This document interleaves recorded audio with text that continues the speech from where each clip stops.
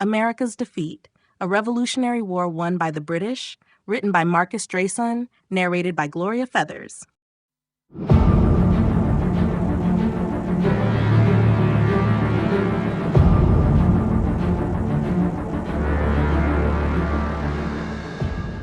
Chapter 1: The Seeds of Rebellion. The American colonies in the mid-18th century were a thriving part of the British Empire, but tensions had been brewing for decades. What began as minor grievances over trade and governance escalated into a full-scale rebellion. British policies, aimed at tightening control over the colonies, ignited widespread dissatisfaction, planting the seeds of revolution. One of the earliest sources of discontent was the British system of taxation. The Sugar Act of 1764 and the Stamp Act of 1765 imposed direct levies on the colonies, enraging merchants, publishers, and legal professionals. The colonists, who had no direct representation in the British Parliament, saw these taxes as a blatant overreach.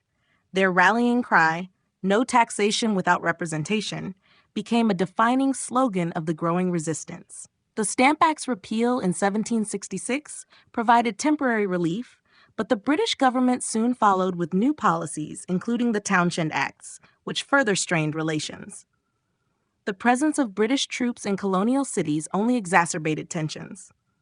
Stationed to enforce British laws and maintain order, soldiers were often viewed as an occupying force. Clashes between civilians and the military became frequent, culminating in the infamous Boston Massacre of 1770, where British troops fired into a crowd of unarmed colonists, killing 5. This event, heavily publicized by Patriot leaders, fueled anti-British sentiment and strengthened calls for defiance. Resistance took many forms, from economic boycotts to organized protests. The Sons of Liberty, a secret society led by figures such as Samuel Adams and John Hancock, orchestrated acts of defiance, including the Boston Tea Party in 1773. In response to the Tea Act, which granted the British East India Company a monopoly on tea sales, members of the group disguised themselves as Mohawk Indians and dumped an entire shipment of tea into Boston Harbor. The British government retaliated with the Coercive Acts, known in the colonies as the Intolerable Acts, which further limited colonial autonomy and pushed many moderates toward the revolutionary cause. Despite rising unrest, many colonists still considered themselves loyal British subjects. They sought compromise rather than independence. The First Continental Congress, convened in 1774, petitioned King George III to address their grievances. However, their appeals were largely ignored, and instead, Britain tightened its grip. By 1775, tensions had reached a breaking point.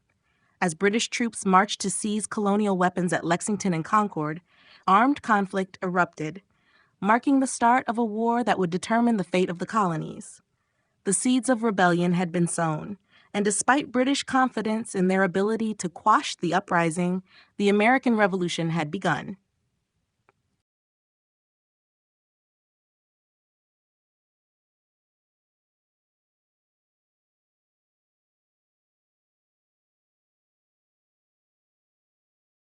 The 13 colonies under British rule.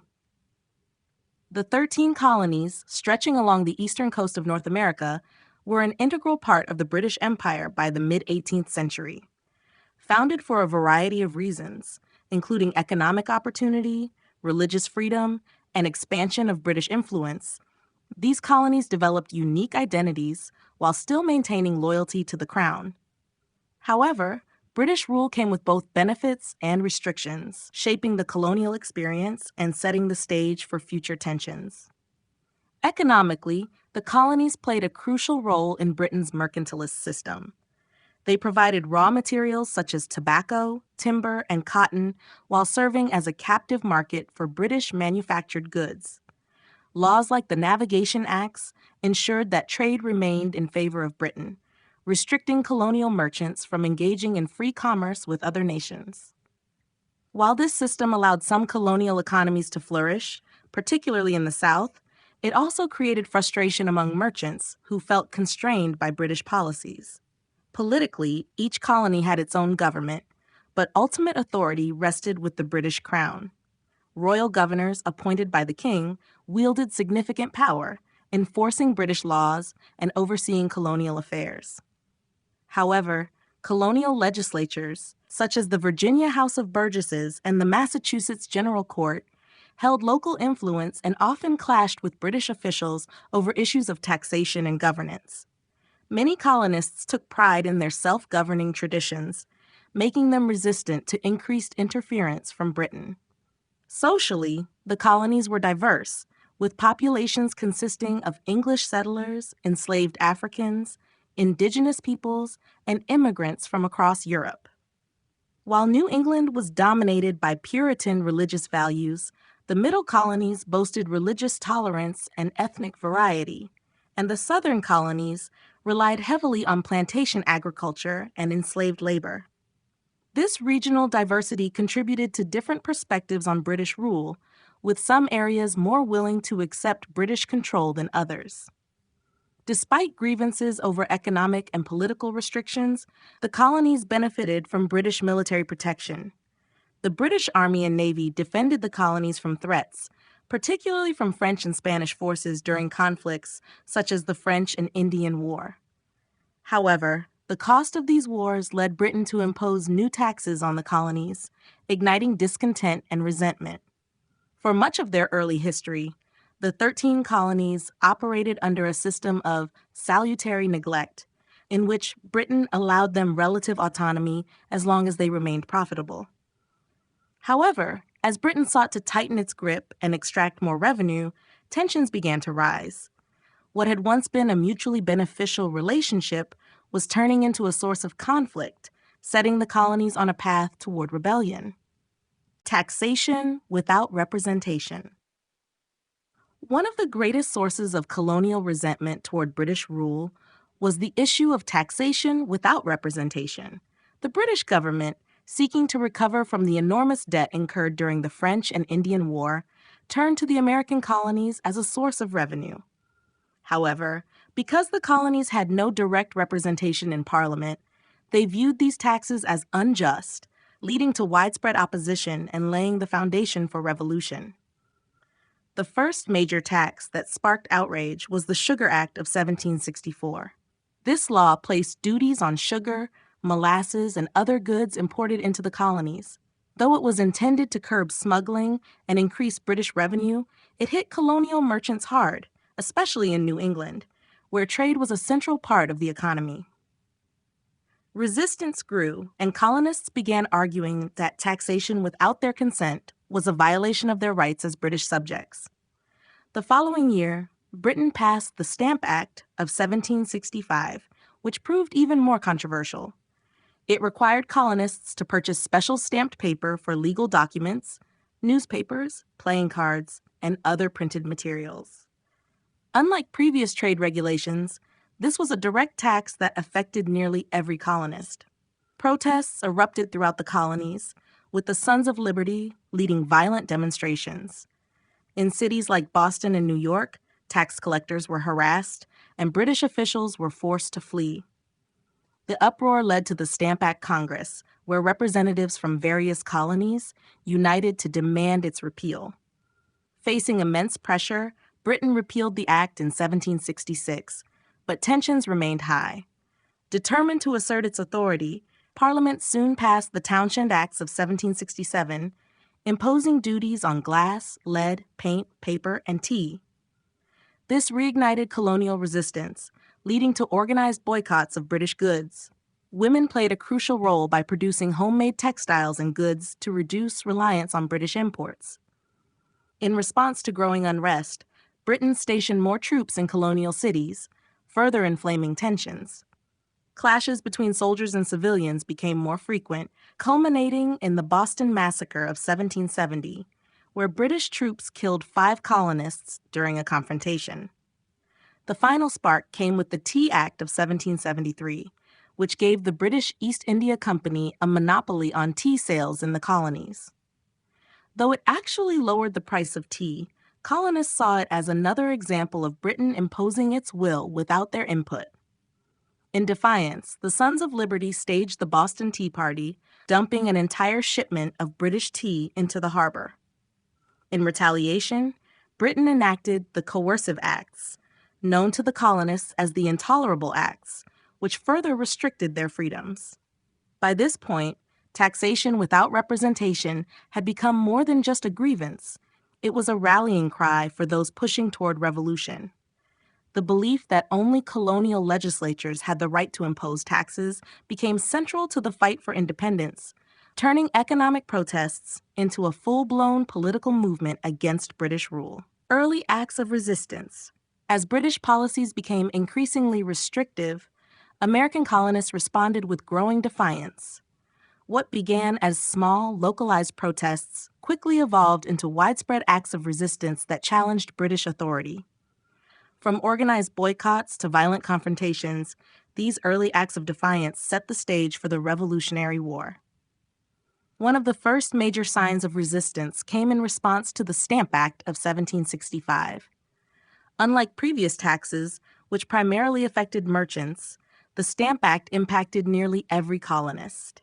In reaction, groups like the Sons of Liberty formed, with leaders such as Samuel Adams and Patrick Henry emerging as vocal opponents of British rule. Across the colonies, protesters burned effigies of tax collectors, destroyed British goods, and intimidated officials into resigning. The pressure was so intense that by the time the Stamp Act was set to take effect, most British agents refused to enforce it. This widespread opposition ultimately led to the Act's repeal in 1766, but it also convinced Britain that stronger measures were needed to maintain control. Resistance grew even stronger following the passage of the Townshend Acts in 1767, which placed new taxes on imports like glass, lead, and tea. In response, colonial leaders, including John Dickinson in Pennsylvania, urged nonviolent opposition through economic boycotts. Merchants in major cities such as Boston, New York, and Philadelphia agreed to stop importing British goods. These boycotts proved highly effective, cutting into British profits and demonstrating colonial unity. Women also played a key role in resistance efforts, forming groups like the Daughters of Liberty, who encouraged homemade alternatives to British products, including textiles and tea substitutes. As tensions escalated, acts of defiance became more direct and confrontational. One of the most notorious incidents occurred on March 5, 1770, in what became known as the Boston Massacre. A confrontation between British soldiers and a crowd of colonists turned deadly when troops opened fire, killing 5 people. The event was quickly used as propaganda by Patriot leaders like Paul Revere, who distributed engravings depicting the British as aggressors. Although British officials attempted to de-escalate the situation by repealing most of the Townshend taxes, distrust between Britain and the colonies had already reached a breaking point. The most dramatic act of resistance came in 1773 with the Boston Tea Party.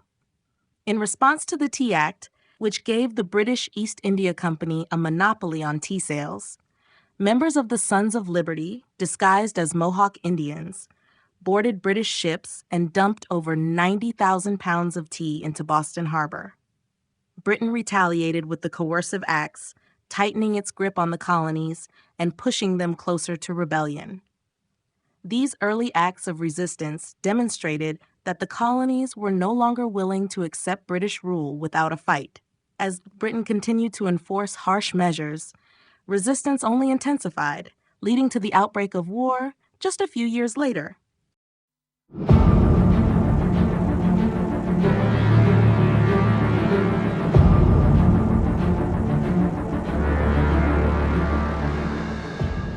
Chapter 2: The Outbreak of War. By the early months of 1775, tensions between the American colonies and Britain had reached a breaking point. Years of protests, economic boycotts, and violent clashes had only deepened the divide. While many colonists still hoped for reconciliation, Britain's refusal to grant concessions made war inevitable. The first shots of the American Revolution were fired in the spring of 1775, marking the beginning of a conflict that would determine the fate of the colonies. The spark came on April 19, 1775, when British troops, under orders from General Thomas Gage, marched from Boston to seize colonial weapons and arrest rebel leaders in Concord, Massachusetts. Paul Revere and other writers spread the alarm, alerting local militias to prepare for battle. At dawn, British forces encountered a small group of colonial militiamen in Lexington. A single gunshot, whose origin remains unknown, set off a chaotic skirmish. The British troops easily overpowered the militia, killing several men before continuing their march. When the British reached Concord, they found that most of the weapons had been moved. As they prepared to return to Boston, hundreds of militiamen, known as Minutemen, launched a fierce counterattack. From behind trees, fences, and stone walls, colonial fighters harassed the retreating British troops, inflicting significant casualties. This running battle, later called the Shot Heard Round the World, symbolized the colony's willingness to resist British rule by force. In response to the violence, colonial leaders convened the Second Continental Congress in May 1775. Despite growing hostility, some delegates, including John Dickinson of Pennsylvania, still hoped for a peaceful resolution. Others, such as John Adams and Patrick Henry, argued that war was now the only option. The Congress took decisive steps by forming the Continental Army and appointing George Washington as its commander. Though Washington lacked formal military training, his leadership and experience in the French and Indian War made him a natural choice to lead the rebellion. As conflict escalated, British and colonial forces clashed again in the Battle of Bunker Hill in June 1775. Though the British ultimately won the battle, the heavy losses they suffered proved that the colonial militias were capable of standing up to one of the world's most powerful armies. Meanwhile, colonial forces laid siege to Boston, forcing the British to eventually withdraw in early 1776. Despite these early confrontations, many colonists remained divided over whether full independence was the goal. However, as the war progressed and Britain refused to compromise, the idea of breaking away from the empire gained momentum. What had begun as a series of scattered skirmishes was now a full-scale revolution, one that would determine the future of America.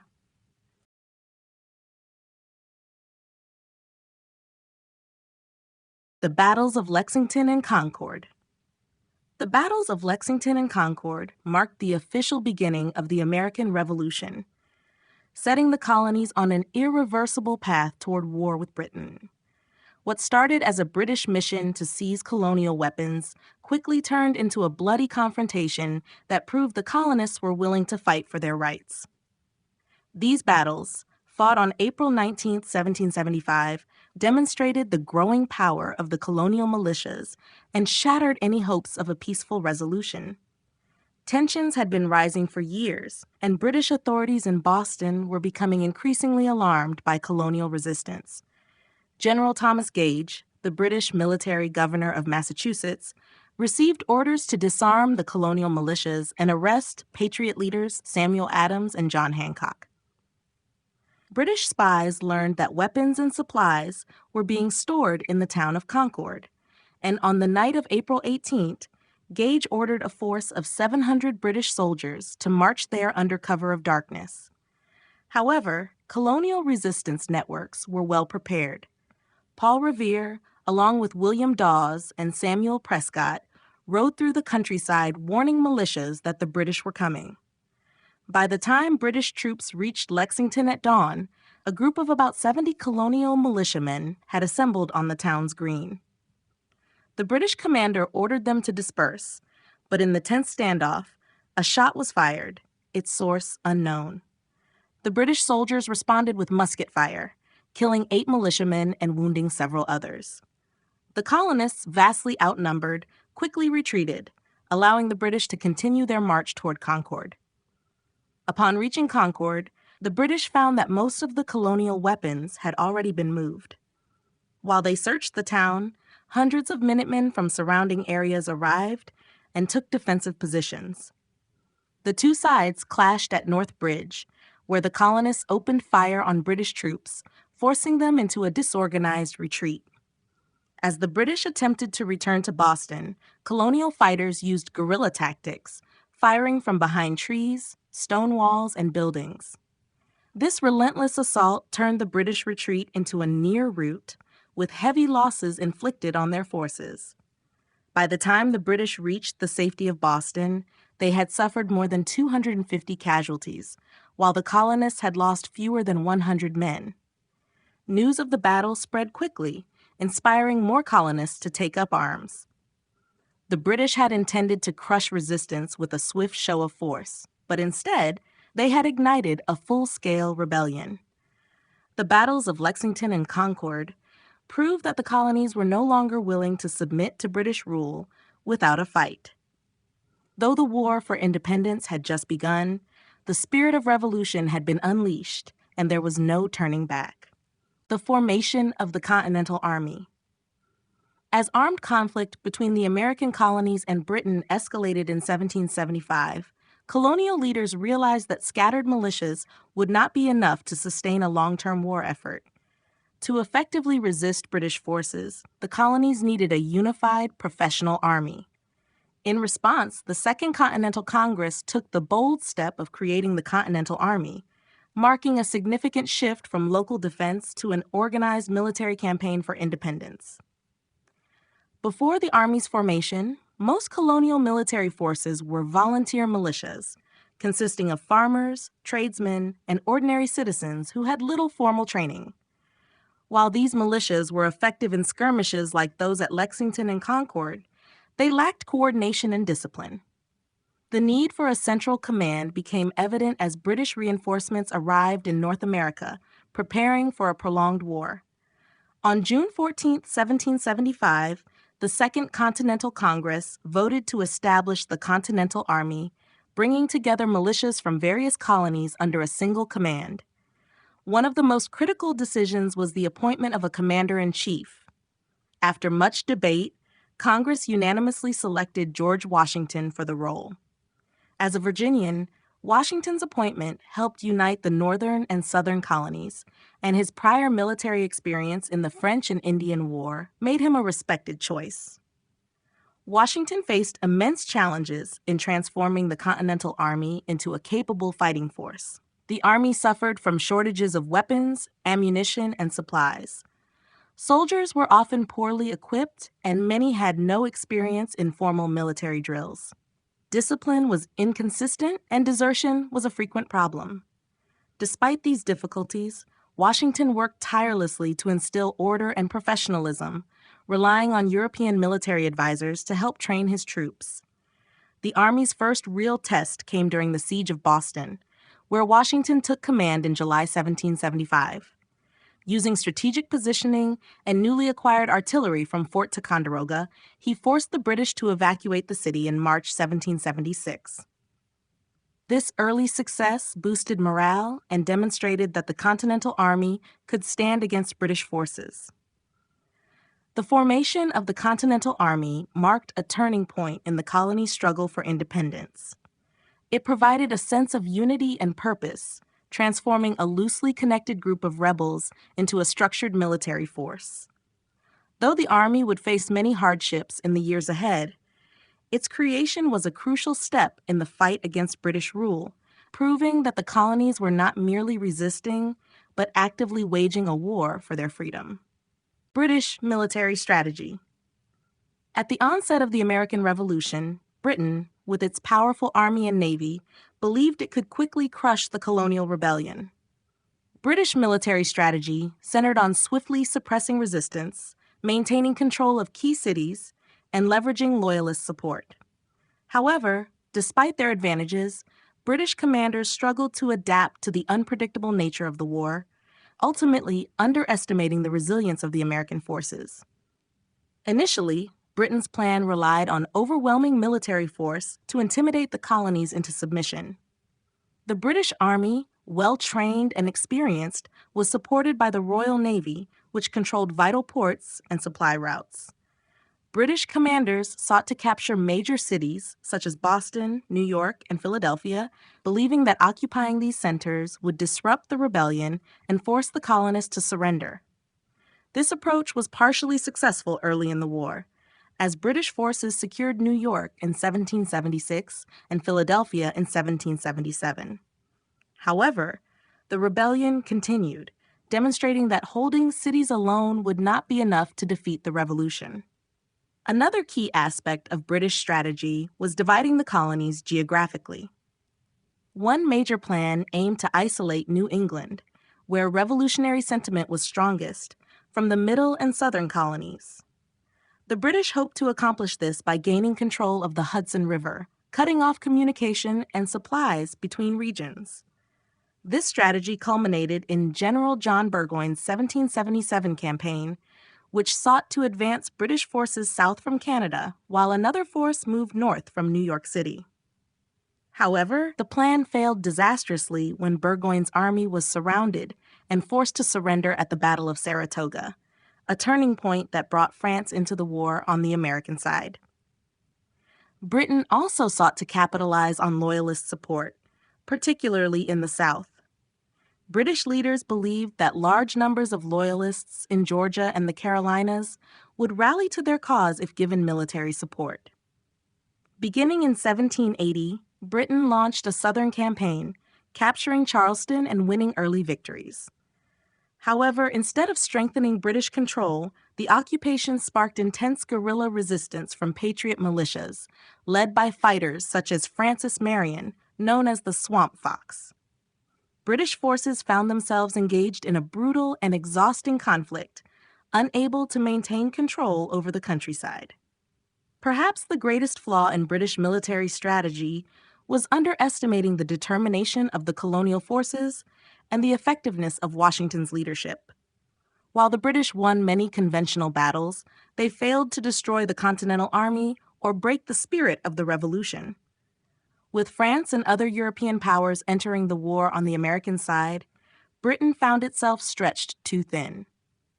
By 1781, British forces, unable to sustain their war effort, suffered a decisive defeat at Yorktown, bringing their military campaign to an end. Though the British had superior resources and experience, their strategy ultimately failed due to logistical challenges, underestimation of colonial resilience, and the unexpected strength of American and Allied forces. The war had proven that sheer military power was not enough to quell the colony's fight for independence.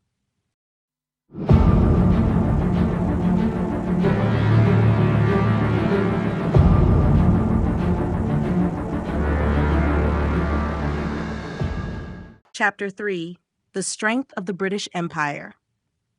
At the start of the American Revolution, the British Empire stood as one of the most powerful forces in the world. Its military dominance, economic strength, and vast colonial holdings made it seem almost invincible. With a well-trained army, the world's most formidable navy, and extensive resources, Britain believed it could quickly suppress the colonial rebellion. However, despite its many advantages, the empire would ultimately struggle to maintain control over its rebellious colonies. One of the greatest strengths of the British Empire was its military superiority. The British Army was composed of disciplined, professional soldiers who had years of combat experience. Many had fought in the 7 Years' War, giving them valuable battlefield expertise. Unlike the colonial militias, which were often poorly trained and loosely organized, British troops operated under strict command structures, making them highly effective in traditional European-style warfare. In addition to its regular forces, Britain also employed Hessian mercenaries, highly trained German soldiers, who added to the empire's military power. Britain's naval supremacy was another major advantage. The Royal Navy was the largest and most advanced in the world, capable of controlling trade routes, blockading enemy ports, and transporting troops across the Atlantic. With such dominance at sea, Britain could easily move supplies and reinforcements, making it difficult for the American colonies to sever ties with the empire. British warships also played a key role in bombarding coastal cities and disrupting colonial trade, weakening the revolutionary effort. Beyond its military strength, Britain had vast economic resources to sustain a prolonged war effort. The empire's extensive trade network brought in wealth from colonies in the Caribbean, India, and Africa. This financial power allowed Britain to fund its army, pay for supplies, and hire foreign mercenaries. In contrast, the American colonies lacked a stable financial system and struggled to supply their troops with weapons, ammunition, and even basic necessities. The British Empire also counted on loyalist support within the colonies. Many Americans, particularly in the South and in major cities like New York, remained loyal to the crown. Britain believed it could rely on these loyalists to help maintain control, provide intelligence, and even fight against the revolutionaries. British commanders attempted to use these loyalist forces, along with Native American allies, to counteract the growing patriot movement. Despite these overwhelming advantages, Britain faced significant challenges in fighting a war across the Atlantic. The empire's strengths did not always translate into effective strategy, and the determination of the American revolutionaries proved more formidable than expected. While Britain's military and economic power gave it a strong foundation, the difficulties of waging war in unfamiliar territory against a determined opponent would ultimately weaken its hold on the American colonies. The Royal Navy's dominance. The Royal Navy was one of the most formidable and essential components of the British Empire's power during the American Revolution. As the largest and most advanced navy in the world, it provided Britain with the ability to control the seas, transport troops across vast distances, and maintain a strategic advantage over its enemies. The superiority of the Royal Navy played a critical role in Britain's military strategy, especially in the early years of the war, as it helped isolate the American colonies and facilitate British control over major coastal cities. One of the Royal Navy's greatest strengths was its sheer size. By the mid-18th century, Britain had developed a vast fleet of warships, including numerous ships of the line, frigates, and smaller vessels. The Royal Navy's ability to control the Atlantic Ocean allowed Britain to maintain supply lines and send reinforcements to its forces stationed in North America. British warships also imposed blockades on American ports, disrupting colonial trade and cutting off essential supplies, including weapons, ammunition, and food. The naval blockade was one of the main tools the British used to weaken the colonies and attempt to choke the rebellion before it could gain momentum. Britain's naval dominance also allowed for effective communication and coordination between British forces in North America and those in Europe. The Royal Navy was capable of rapidly transporting soldiers, weapons, and supplies, making it easier for Britain to reinforce its troops and maintain control of occupied territories. Furthermore, British ships were often able to protect British merchant vessels, safeguarding the Empire's global trade interests while suppressing American efforts to establish their own trade networks. In addition to these logistical advantages, the Royal Navy was highly skilled in naval combat. British sailors were well-trained and experienced, having fought in numerous naval battles, including the 7 Years' War. Their ships were equipped with the latest technology, such as superior cannons and advanced ship designs, which gave them an edge in battles against smaller, less experienced American vessels. Although the Americans had some naval successes, such as the victories of privateers and the capture of a few British ships, the Royal Navy's dominance on the water made it a powerful tool in Britain's military efforts. However, the Royal Navy's power also had limitations. The vast distances between Britain and the American colonies made it difficult to maintain a constant presence, and British forces were spread thin across multiple theaters of war. Additionally, the British Navy was sometimes overextended, as it had to deal with threats from other powers, such as France and Spain, which eventually entered the war on the side of the Americans. In the end, while the Royal Navy's dominance was a crucial element of Britain's strategy, it was not enough to secure victory in the American Revolution. Despite its superior naval power, Britain struggled with the challenges of waging war in unfamiliar territory against a resilient and determined enemy. The professionalism of the British Army. The British Army, renowned for its professionalism in the 18th century, was a cornerstone of Britain's global power. Its soldiers were rigorously trained and held to high standards of discipline, making the Army one of the most formidable forces of the time. This professionalism was rooted in a long tradition of military experience, with many British officers having fought in previous conflicts, such as the 7 Years' War. Their expertise in conventional warfare was a significant strength when the British Army was deployed against the American colonies during the Revolution. British soldiers were drilled in formal battle tactics, which emphasized the importance of discipline, order, and direct confrontation. Soldiers were expected to form tight ranks and engage in coordinated maneuvers, relying on the strength of their formations to overwhelm opponents. This made them highly effective in traditional battles, where massed ranks could deliver devastating volleys of musket fire. Additionally, the British Army was well equipped with standardized weapons, such as the Brown Bess musket, which was known for its reliability in battle.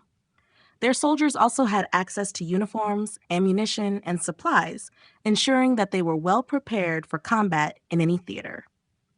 The officers in the British Army were largely drawn from the aristocracy, and they received extensive military education. They understood strategy, tactics, and logistics, making them skilled in organizing and executing large-scale operations. This level of professionalism ensured that the British Army could sustain prolonged campaigns, and it allowed for precise planning of military operations. However, this professionalism, while a strength, also became a liability during the American Revolution. The British Army was trained for conventional warfare, but the Americans often used irregular tactics, including guerrilla warfare and hit-and-run attacks. The colonists would ambush British patrols and engage in skirmishes, rather than face them in large-scale battles. The British, unaccustomed to these methods, found themselves at a disadvantage, unable to adapt quickly to the shifting nature of warfare in the colonies. Furthermore, the British Army's rigid structure and command hierarchy often led to poor relations with the American population. The soldiers' lack of familiarity with local customs and their sometimes harsh treatment of civilians only deepened resentment. This growing discontent among the colonists played a crucial role in their resistance, undermining the British Army's ability to maintain control. In conclusion, while the professionalism of the British Army was undeniable, its inability to adapt to the unconventional tactics of the American forces and its strained relationship with the local population contributed to the eventual failure of British efforts to suppress the rebellion. Support from Loyalists and Hessian mercenaries. One of the British Empire's key strategies during the American Revolution was to secure support from Loyalists in the colonies and enlist the help of Hessian mercenaries from Germany. Both groups played vital roles in bolstering British military strength, though the success and sustainability of these alliances were mixed. The Loyalists, or Tories as they were often called, were American colonists who remained loyal to the British Crown. They believed in maintaining ties to Britain, either out of personal allegiance, economic interest, or fear of the political instability brought on by the Revolution. Estimates suggest that about 1/3 of the colonial population supported the Crown, especially in areas like the southern colonies and urban centers such as New York City. The British sought to harness this loyalist sentiment by encouraging local militias and offering protection to those who supported them. Loyalist forces provided vital intelligence, local knowledge, and additional manpower. In some cases, they fought alongside British troops in battles, bolstering the strength of the Redcoats. The British government also believed that if they could suppress the Patriots quickly, Loyalists would rise up across the colonies and help restore order. However, despite their initial hopes, Loyalists did not make as significant a contribution as anticipated.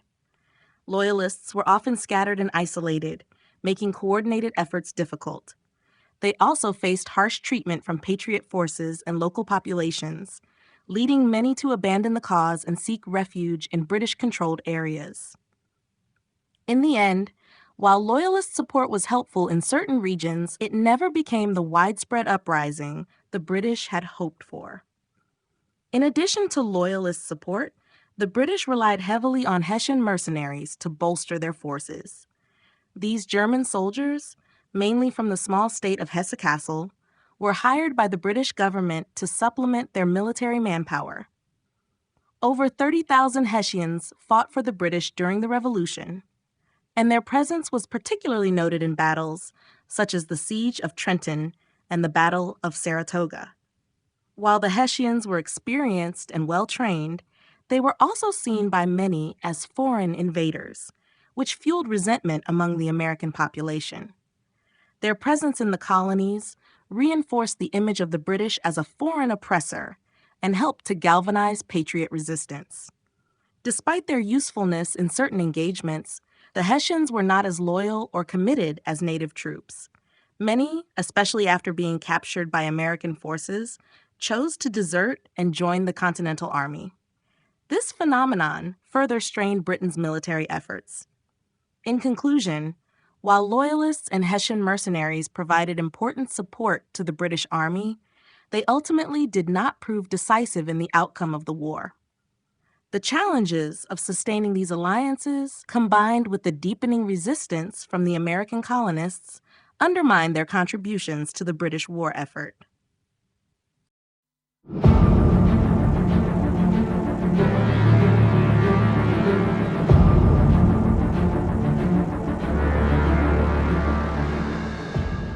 Chapter 4: American Struggles and Weaknesses.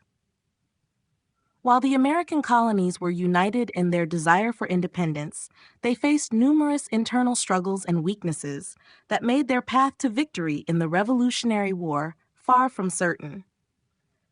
Unlike the British Empire, which was a powerful and organized military force, the Continental Army and the fledgling United States were burdened by challenges that tested their resolve throughout the conflict.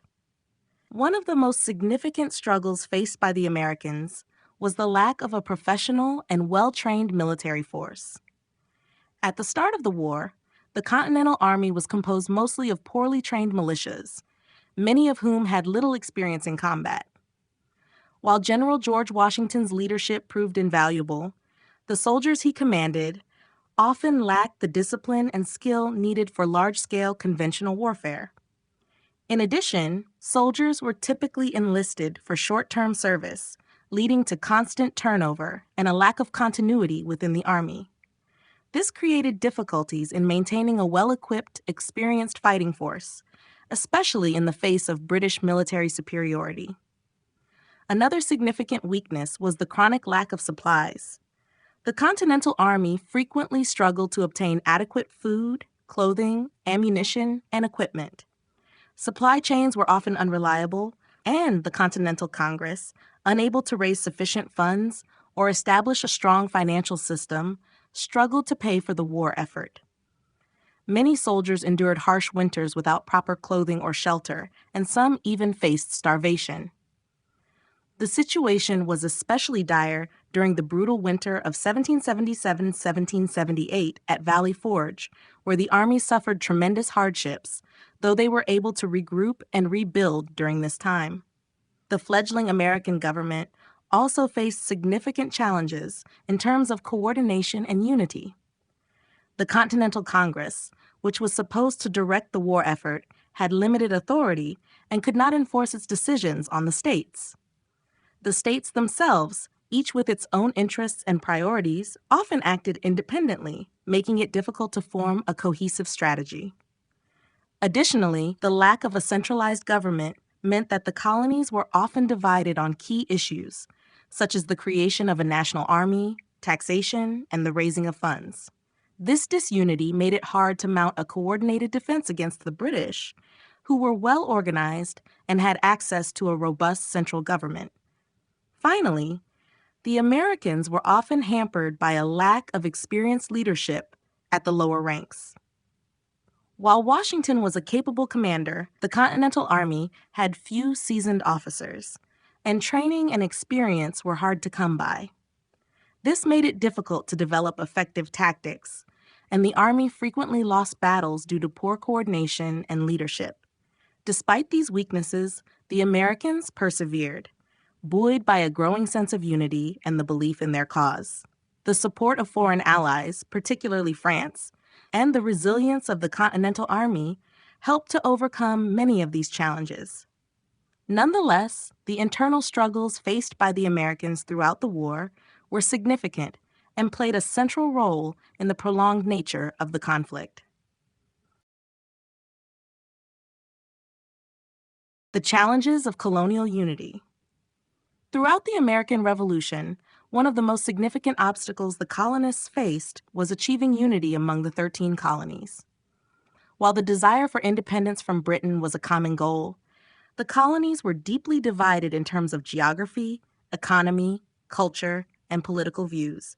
These differences made it difficult to form a cohesive front against the British Empire and created ongoing challenges for the Continental Congress and other revolutionary leaders.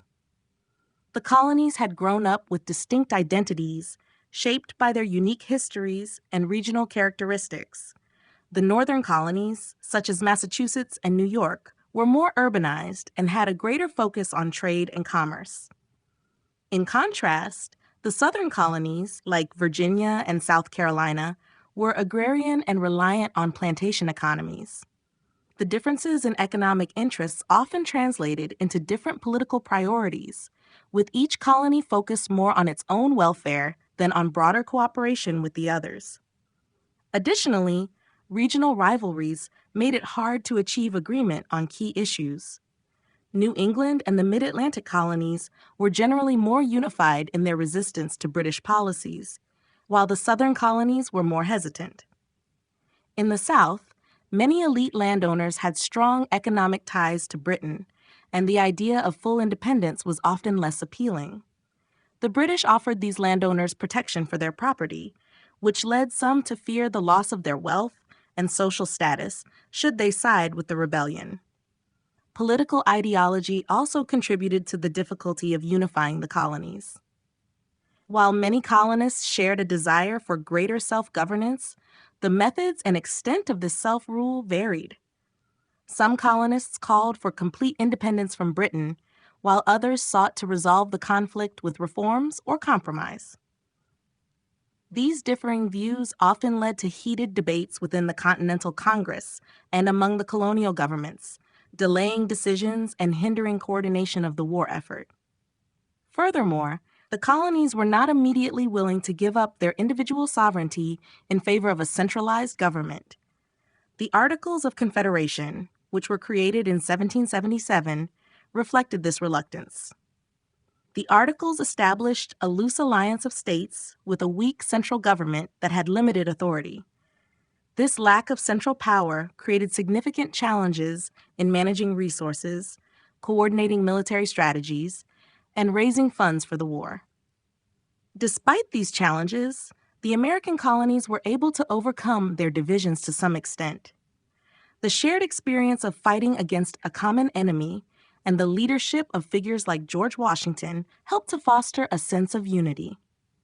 In time, the colonies began to see themselves not just as separate entities, but as a unified force fighting for independence.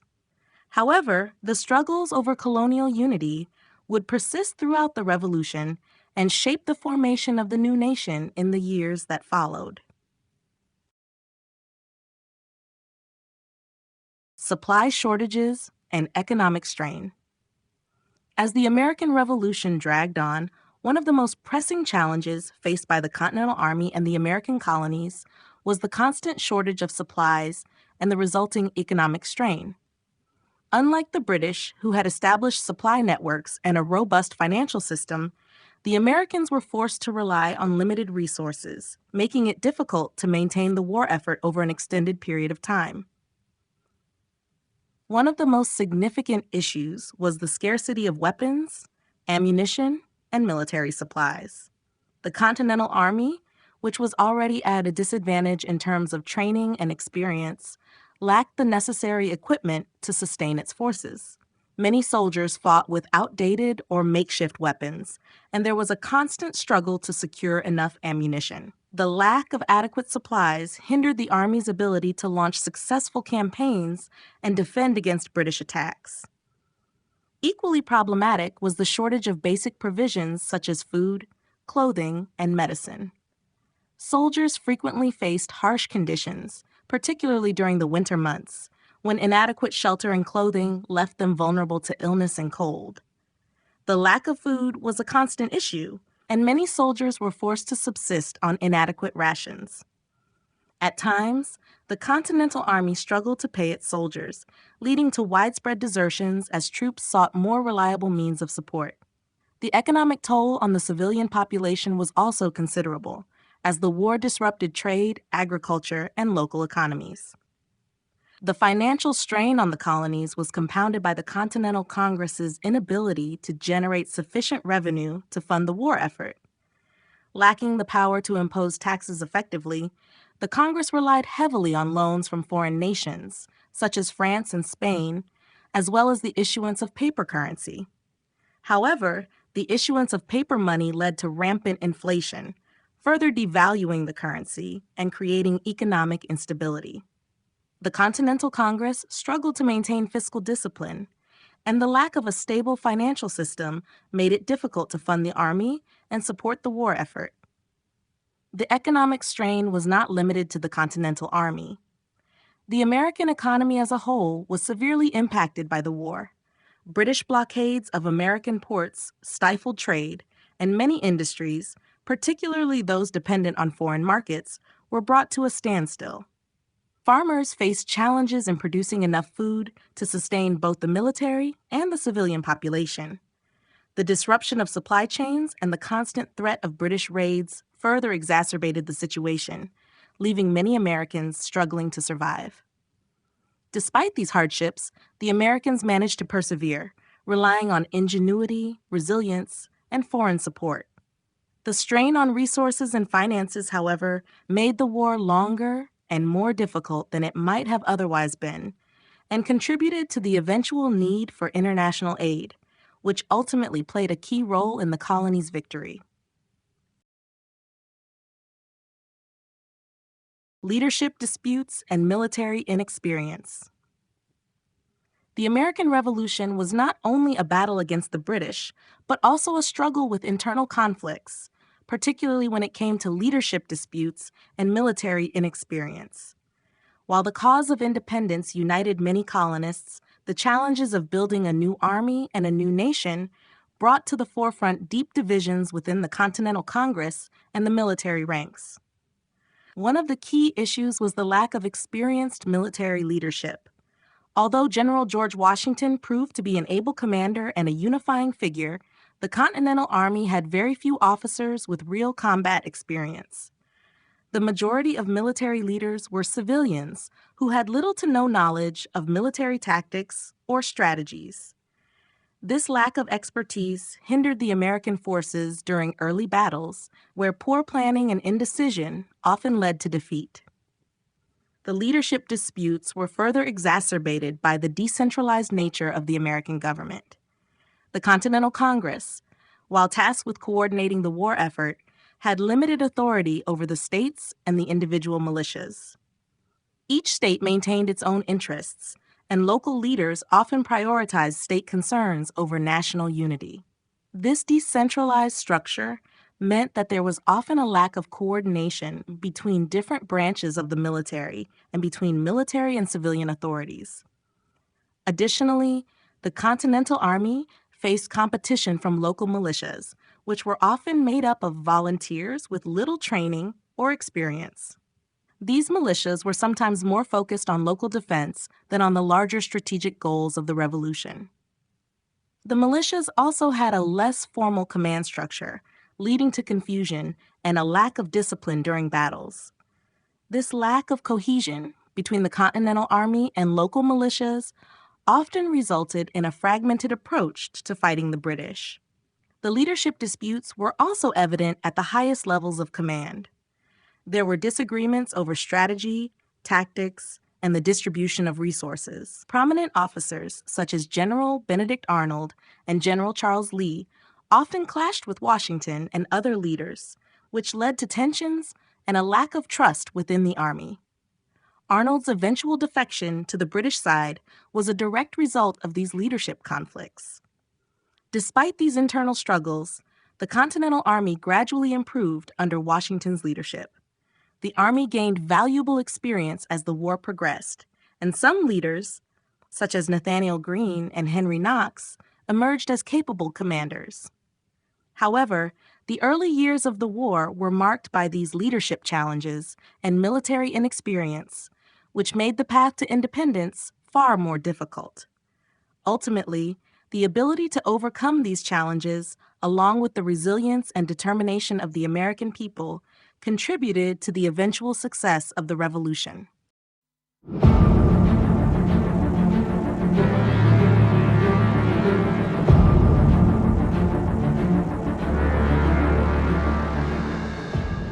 Chapter 5: The Turning Point Against the Patriots. The American Revolution was a long and challenging conflict for the colonies, but several key moments in the war marked a shift in momentum, particularly for the Patriots. While early victories fueled optimism and hope, there were several points during the war when the tide began to turn against the Americans. The British, with their military superiority and resources, were able to capitalize on the weaknesses and struggles of the Continental Army, leading to several pivotal events that threatened to crush the rebellion. One of the most significant turning points against the Patriots came in the early years of the war, with the British capturing key cities and inflicting heavy losses. Following the battles of Lexington and Concord, the British military quickly moved to secure major urban centers like New York and Philadelphia. These victories gave the British control of vital ports and disrupted colonial supply lines, severely hampering the Patriots' ability to wage war effectively.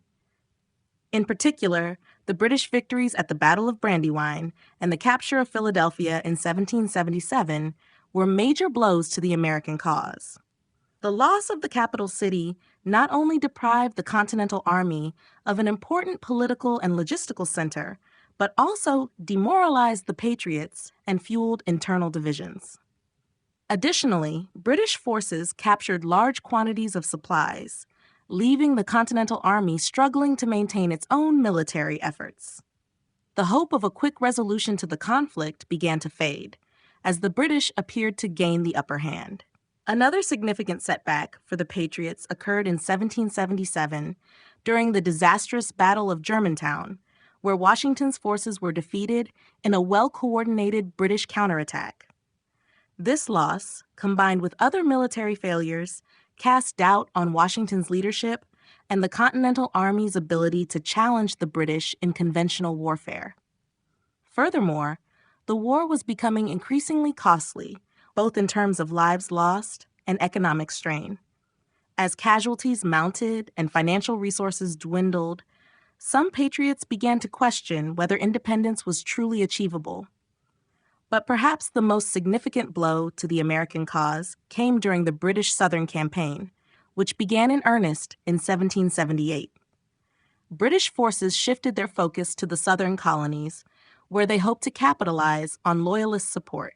The British took Charleston in 1780 and later defeated a large portion of the Continental Army at Camden, South Carolina. This string of defeats in the South put the Patriots on the defensive and led many to believe that the Revolution was in danger of failing. The combination of military defeats, economic strain, and internal divisions created a period of great uncertainty for the Patriots. It seemed that the war could go either way. However, the resilience of the American people and the eventual support of foreign allies, notably France, would later reverse these setbacks.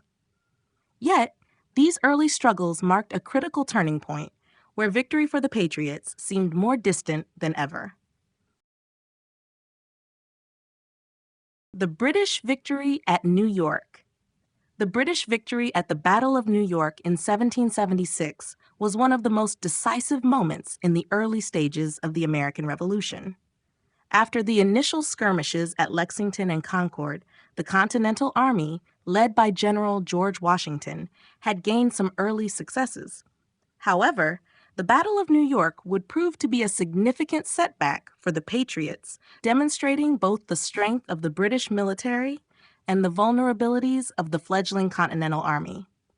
Following the Declaration of Independence in July 1776, General Washington made the decision to defend New York, believing it was crucial to hold the city due to its strategic importance. New York was a key port and a hub for trade, which made it a vital prize for the British. The British commander, General William Howe, took advantage of his superior numbers and resources to launch a full-scale assault on the city. The British forces, numbering over 32,000 troops, had a significant advantage over Washington's army, which was still relatively small and inexperienced. The Americans, numbering around 23,000, were poorly equipped and lacked sufficient training to face the well-drilled British forces. The battle, which took place from late August to early September 1776, involved several clashes, including the Battle of Brooklyn, also known as the Battle of Long Island, where the British decisively defeated the American forces. Washington's troops were outflanked and forced to retreat across the East River to Manhattan. Despite some heroic resistance from the Continental Army, Washington was unable to prevent the British from capturing New York City. The British victory severely weakened the morale of the American forces. Washington's army suffered heavy losses, with many soldiers either killed or captured. The defeat also had a significant psychological impact on the Patriots, as the loss of such a vital city raised doubts about their ability to defeat the powerful British Empire. However, Washington's retreat across the river saved much of the Continental Army from destruction. His ability to preserve his army allowed him to fight another day. The British, despite their success, were unable to deliver a decisive blow to the American rebellion. The failure to crush Washington's forces in New York would later prove to be a critical misstep for the British, as the war would continue for several more years. While the British victory at New York was a major blow to the Americans, it was not the end of the Revolution. Washington's ability to escape and maintain the morale of his army set the stage for future American victories. Nonetheless, the battle highlighted the severe challenges the Continental Army would face in the early years of the war and the continued dominance of the British military. The failure of the Saratoga Campaign. The Saratoga Campaign of 1777 was intended by the British to be a decisive operation that would split the American colonies in two and weaken the rebellion. However, the failure of this campaign marked a significant turning point in the American Revolution. Despite the British strategy of dividing the colonies, the outcome of Saratoga had far-reaching consequences, helping to shift the momentum in favor of the American cause. The British plan, devised by General John Burgoyne, involved a two-pronged attack, one from the north via Canada and the other from the south by British forces coming from New York. The goal was to capture the vital Hudson River Valley and isolate New England from the rest of the colonies. However, this plan quickly ran into problems. The forces coming from New York, under Colonel Barry St. Leger, were halted at Fort Stanwix by American forces, leaving Burgoyne's army to march south alone. Burgoyne's forces, numbering around 7,000 troops, advanced through the wilderness, encountering increasingly difficult terrain and resistance. Meanwhile, American forces under General Horatio Gates and Benedict Arnold began to mobilize. As Burgoyne's army reached Saratoga, they found themselves trapped by a growing American force and in a precarious position. Supplies were running low, and Burgoyne's troops faced a long siege. The siege culminated in the battles of Freeman's Farm and Bemis Heights in September and October 1777. Despite initial British success, American forces, bolstered by reinforcements, managed to surround Burgoyne's army. The British were forced to retreat, but their position had become untenable. On October 17, 1777, Burgoyne was forced to surrender to the Americans, marking a major victory for the Continental Army. The defeat at Saratoga had profound consequences. It was a crushing blow to British hopes of dividing the colonies and quashing the rebellion. Perhaps more importantly, the victory provided the Patriots with a much-needed morale boost. It also played a critical role in gaining France's formal support for the American cause. France, seeing that the Americans had the potential to defeat the British, agreed to provide military aid, including troops, weapons, and naval support. While the Saratoga campaign was a significant victory for the Americans, it also highlighted the ongoing challenges they faced, including limited resources and the need for more coordinated military strategy.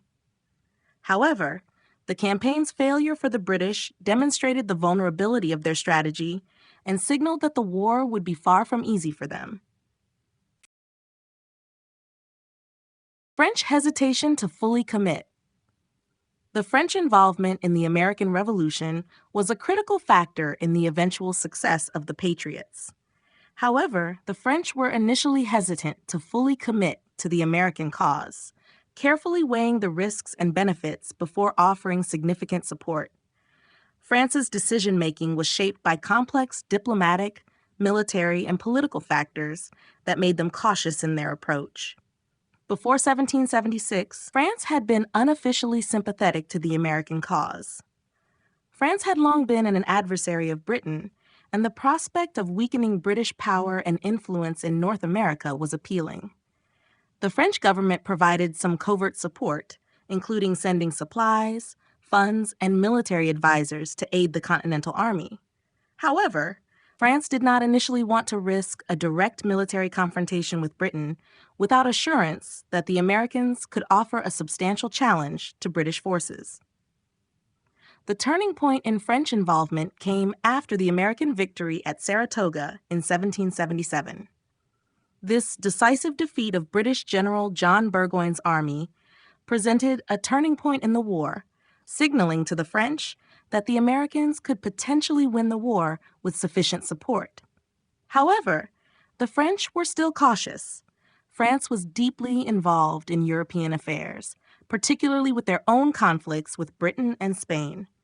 A direct intervention could escalate the situation and draw them into a broader war, a prospect they were not entirely prepared for at that time. Despite this hesitation, France's desire to weaken Britain ultimately outweighed their concerns. In early 1778, France signed two critical treaties with the United States, the Treaty of Alliance and the Treaty of Amity and Commerce. These treaties provided the Americans with direct French military and financial support, including the deployment of troops, supplies, and naval forces. However, French King Louis XVI and his ministers remained cautious in their approach. They provided support incrementally and tried to limit the scale of their involvement to avoid provoking Britain prematurely. The French reluctance to fully commit was also driven by concerns about the American war effort's viability. The early years of the war were marked by significant American defeats, which left the French uncertain whether the Patriots could actually win the war. France's commitment, though crucial, was measured and pragmatic, with the understanding that the outcome of the war was far from certain. Ultimately, France's cautious support in the early stages of the war laid the foundation for more significant intervention later on. As the war progressed, French involvement became increasingly important, and the combination of French military aid and diplomatic pressure played a significant role in tipping the balance in favor of the Americans. Nonetheless, the initial French hesitation demonstrated how diplomacy and military considerations shaped the course of international alliances during the Revolution.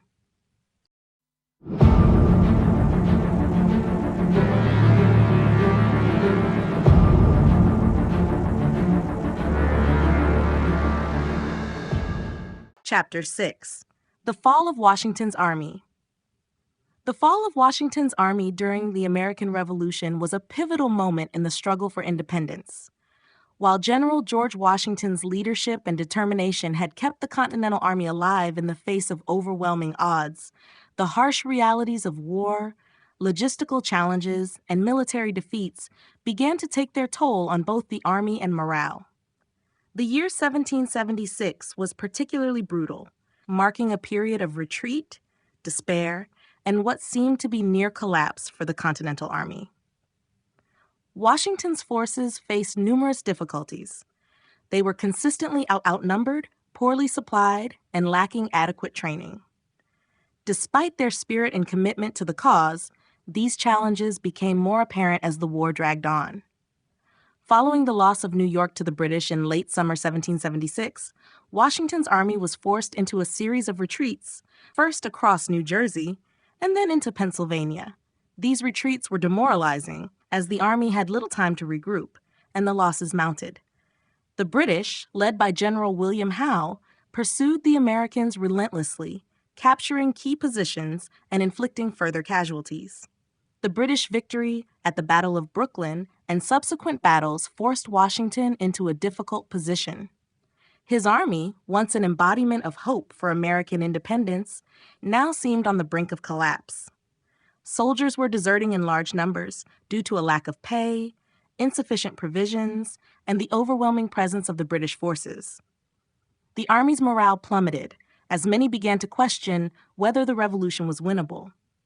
The loss of New York, coupled with the defeats in New Jersey, left Washington facing a very real possibility that his army would cease to exist altogether. In December 1776, Washington faced one of his greatest challenges yet. With his army dwindling and public sentiment turning sour, the American cause seemed near its breaking point. However, Washington's leadership and audacity would become crucial to the army's survival. The surprise attack on the Hessian forces at Trenton on December 26, 1776, and the subsequent victory at the Battle of Princeton in early January 1777 marked a turning point. These victories, though small, revitalized the Continental Army and gave the Patriots a much-needed morale boost. Washington's ability to pull off these unexpected successes gave hope to the cause and demonstrated his resilience as a leader. Though the fall of Washington's army seemed inevitable at many points during this dark period, the commander's tactical brilliance and persistence kept the dream of American independence alive. The army was not destroyed in 1776, and its survival allowed the revolution to continue. Washington's ability to maintain his army despite crushing odds set the stage for future successes and demonstrated the leadership qualities that would ultimately lead the Americans to victory. The brutal winter at Valley Forge. The winter of 1777 to 1778 at Valley Forge was one of the most difficult and defining moments in the history of the American Revolution. Situated about 20 miles northwest of Philadelphia, Valley Forge became the site where the Continental Army, under the leadership of General George Washington, endured a brutal winter that tested their resolve, strength, and ability to survive. The hardships faced at Valley Forge highlighted the severe conditions the Continental Army had to contend with throughout the Revolution, and yet it also marked a turning point in their training and discipline. As the British occupied Philadelphia after their victory at Brandywine and the subsequent capture of the city, Washington's army retreated to Valley Forge, where they would spend the harsh winter. The soldiers were already suffering from months of retreat, constant skirmishes, and heavy casualties. At Valley Forge, they faced even worse conditions: freezing temperatures, inadequate shelter, and a shortage of food. Many soldiers lacked proper clothing, and disease was rampant. Typhus, smallpox, and dysentery claimed the lives of hundreds of men, while thousands more were sick or incapacitated. The logistical challenges at Valley Forge were overwhelming. Washington's army was poorly equipped and underfunded, and supply lines were stretched thin. The lack of food and basic necessities led to severe malnutrition, and many soldiers were reduced to eating whatever they could find, sometimes resorting to consuming unpalatable and scarce resources. It was a time of immense suffering, and desertion was common, with many men choosing to leave the army rather than endure the brutal conditions. Despite these hardships, Valley Forge became a crucial turning point for the Continental Army. Washington's leadership and the arrival of Prussian officer Baron von Steuben brought a much-needed transformation. Von Steuben introduced a rigorous training program that improved the discipline, organization, and morale of the troops. The soldiers learned how to fight as a cohesive unit, gaining valuable skills in drills, tactics, and military strategy. This newfound competence, along with the constant perseverance of Washington and his officers, began to shape the Continental Army into a more formidable force. While the winter at Valley Forge was a period of immense suffering, it also became a symbol of the American resolve and determination. The Army endured the harshest conditions and emerged stronger, more unified, and better trained. The suffering at Valley Forge ultimately forged a stronger fighting force. And it was in the months that followed, as spring turned to summer, that the Continental Army would begin to pose a more formidable threat to the British forces. Valley Forge proved to be a crucial moment of survival, growth, and transformation that would carry Washington's army to future victories.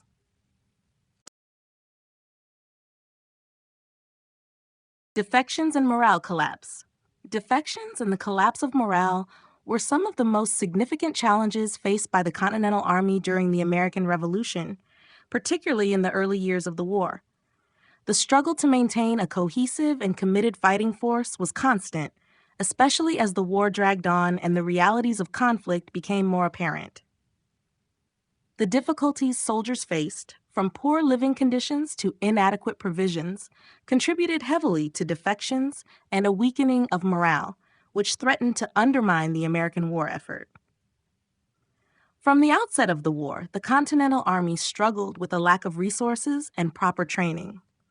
The soldiers were often volunteers, many of whom were unprepared for the rigors of military life. While many joined the army with a sense of patriotism and hope for a better future, the brutal conditions soon wore down their resolve. Harsh winters, lack of food, clothing, and medical supplies, combined with the constant threat of British forces, tested the limits of their endurance. As defeats mounted and victory seemed elusive, many soldiers became disillusioned. The winter of 1777-1778 at Valley Forge, while a turning point in terms of military training, also saw significant morale collapse within the ranks. The Continental Army's suffering at Valley Forge, where soldiers endured freezing temperatures, disease, and starvation, led to widespread desertions. A sense of hopelessness spread among the troops, especially when reinforcements were not forthcoming and supplies remained scarce. Many soldiers deserted in search of better conditions, while others simply gave up on the revolution, questioning whether it was worth continuing. The issue of desertion was not limited to the hardships of the winter. Throughout the war, soldiers often defected for a variety of reasons. Some were motivated by the poor pay and lack of basic provisions, while others lost faith in the leadership of General Washington and the Continental Congress. The absence of a stable and reliable supply system also meant that many soldiers struggled with hunger, which further eroded morale.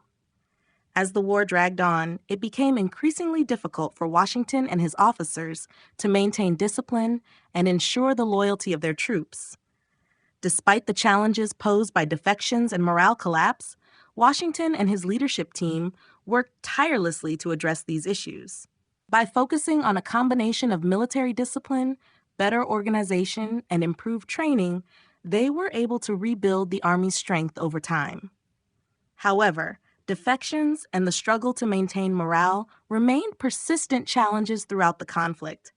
These difficulties underscored the resilience required to sustain a Revolutionary War effort against a powerful and entrenched adversary. The battle for the hearts and minds of the soldiers was just as critical as the military victories themselves.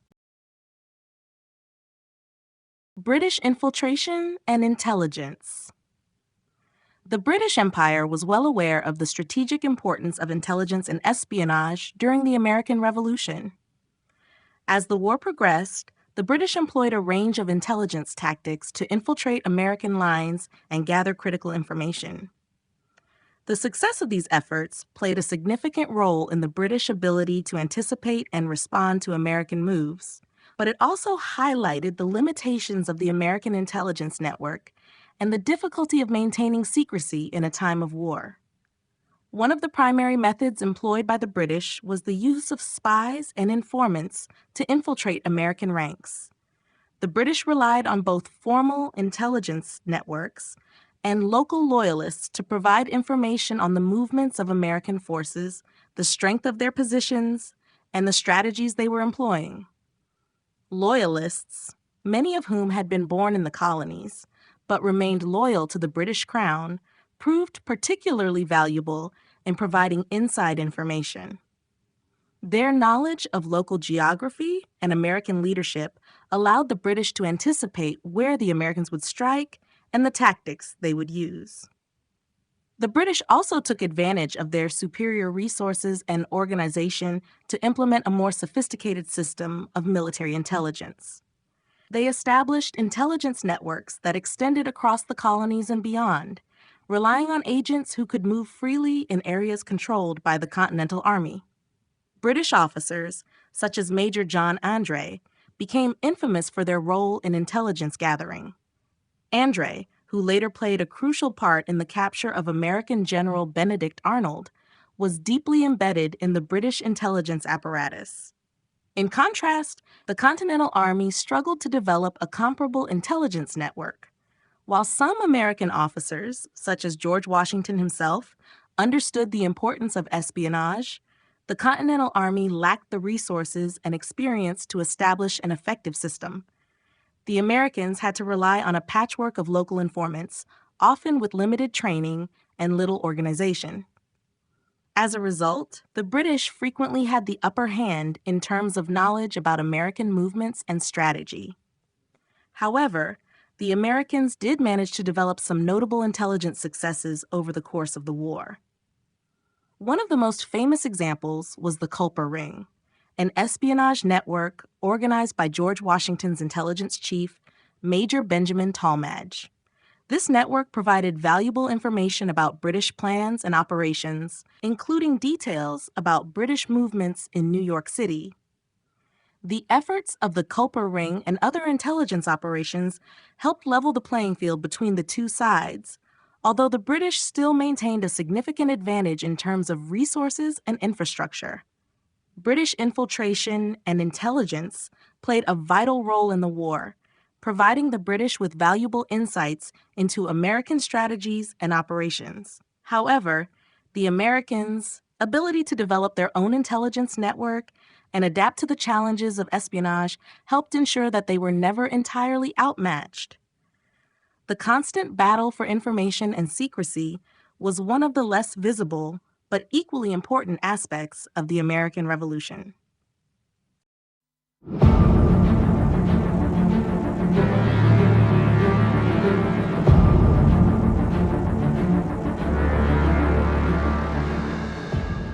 Chapter 7.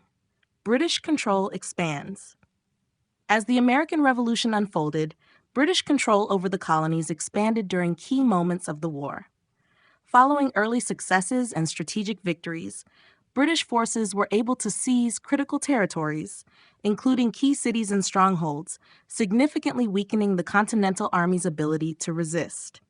The British hoped that by capturing important locations and isolating the American resistance, they could ultimately break the will of the Patriots and end the rebellion. One of the most significant phases of British expansion occurred after the capture of New York in 1776. The British, under General William Howe, successfully took control of the city, one of the most important urban centers in the colonies. This victory was followed by the occupation of Philadelphia in 1777. With these cities under British control, the Crown's forces were able to disrupt American trade, communication, and supply lines. New York's strategic location made it an essential base for British operations, providing access to the Hudson River and an advantageous position to control the surrounding regions.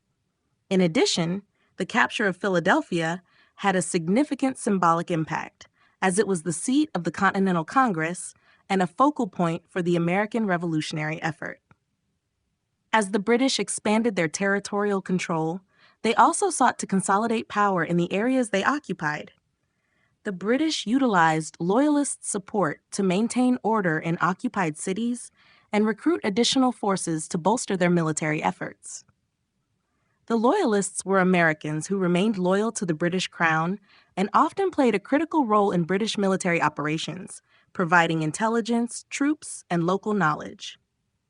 In many areas, especially in the South, the British relied on Loyalist militias to help secure control over the countryside. However, despite their territorial gains, the British faced mounting challenges.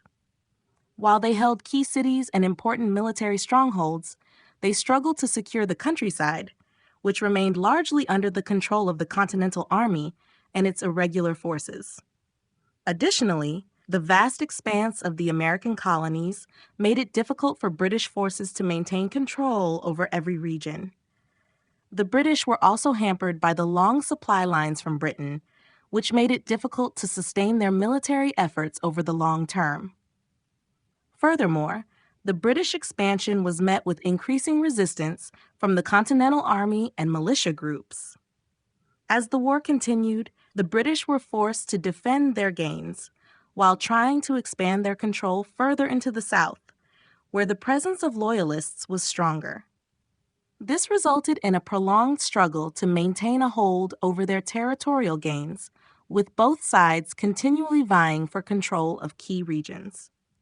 While the British expanded their control over several crucial territories, the nature of the conflict and the resilience of the American forces meant that the fight was far from over.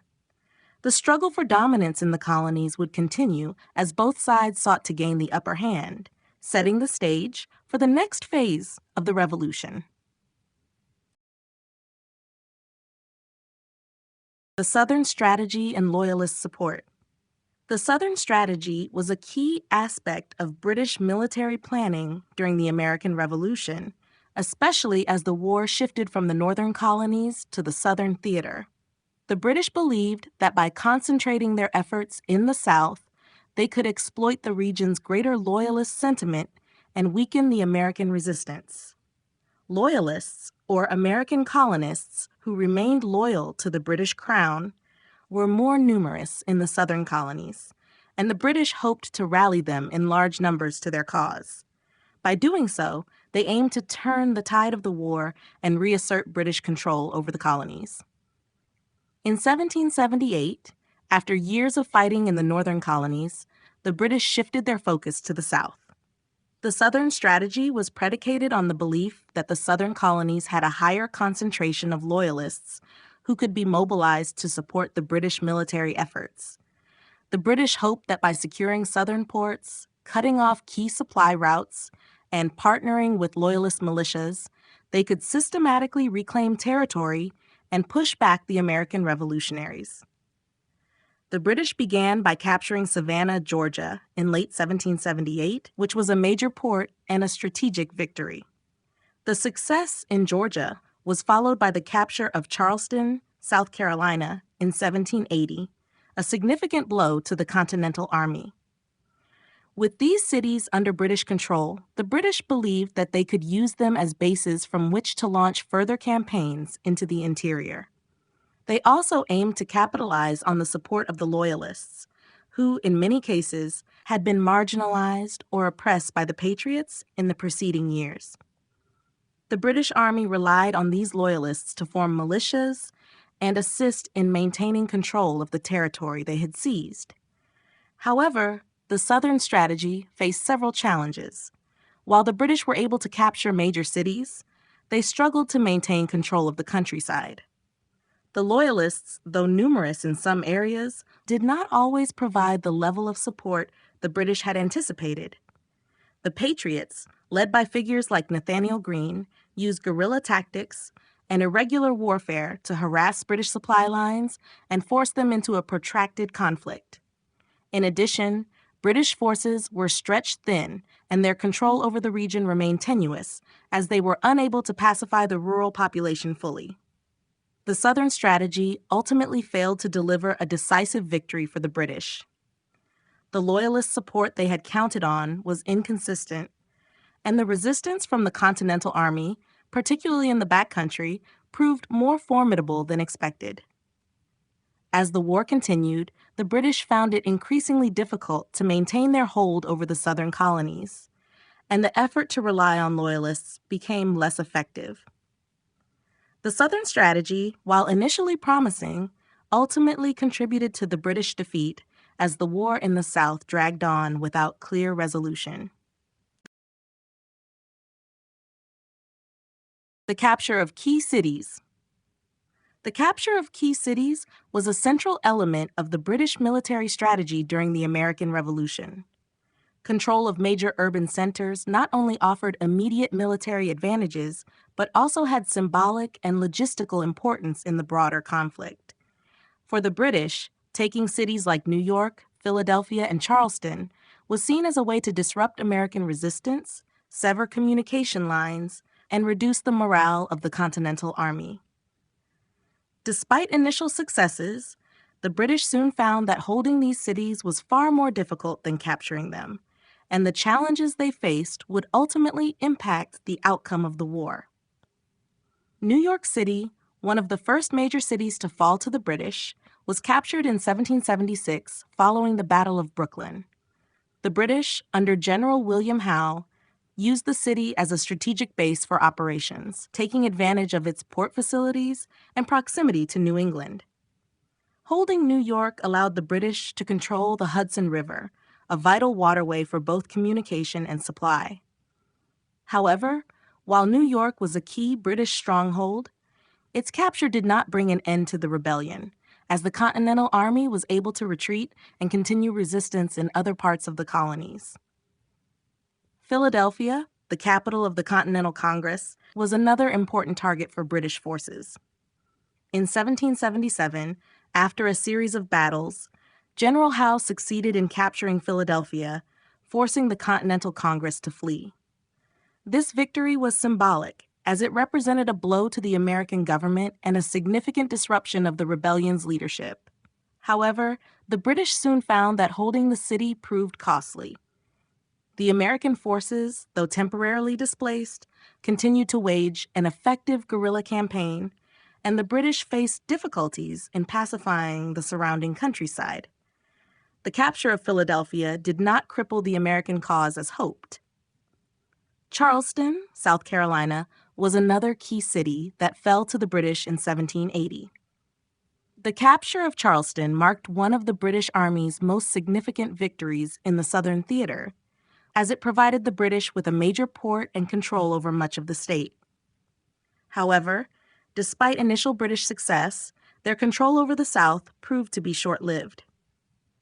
The British struggled to hold on to the city and maintain order in the rural areas, as the Continental Army and local militias continued to fight back, using the landscape to their advantage in hit-and-run tactics. In each of these instances, while the British were able to seize critical cities, their control was often tenuous. The Americans demonstrated resilience, using these moments of British success to regroup and continue their resistance. Ultimately, the challenge of holding key cities, coupled with the difficulties of dealing with the broader American landscape and the strategic importance of fighting in the countryside, would prove to be insurmountable for the British, contributing to their eventual defeat. The defeat of guerrilla warfare.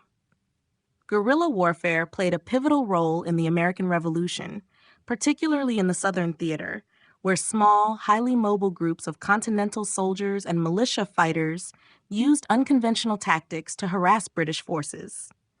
These groups, often operating in the countryside and forests, inflicted significant damage on British supply lines, isolated garrisons, and attacked British foraging parties.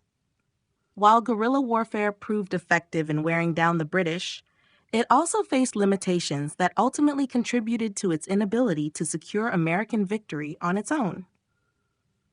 The British military, accustomed to traditional European combat methods involving large-scale, organized battles, found themselves ill-prepared for the irregular tactics employed by the American forces.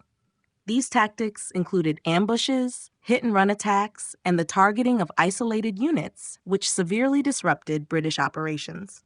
The southern countryside, with its dense forests and vast terrain, provided ideal conditions for guerrilla warfare, allowing smaller American forces to strike quickly and then vanish before the British could retaliate.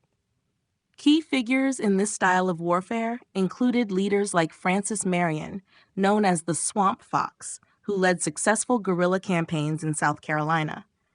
Marion's forces used the marshy, difficult-to-navigate terrain to their advantage, launching surprise attacks against British supply lines and forces. Similarly, other militia leaders, such as Thomas Sumter and Andrew Pickens, conducted similar raids that harried the British in the South, demonstrating the effectiveness of irregular forces against a conventional army. Despite the initial success of guerrilla tactics, the British adapted over time, employing counterinsurgency methods to deal with the growing resistance. One of the British strategies was to encourage the loyalty of local populations, offering protection to civilians who supported the crown while punishing those who sided with the rebels. They also utilized large, well-equipped units to sweep through guerrilla strongholds, forcing militia fighters to disperse and retreat. In some cases, British forces employed scorched earth tactics, burning farms and villages suspected of supporting guerrilla fighters.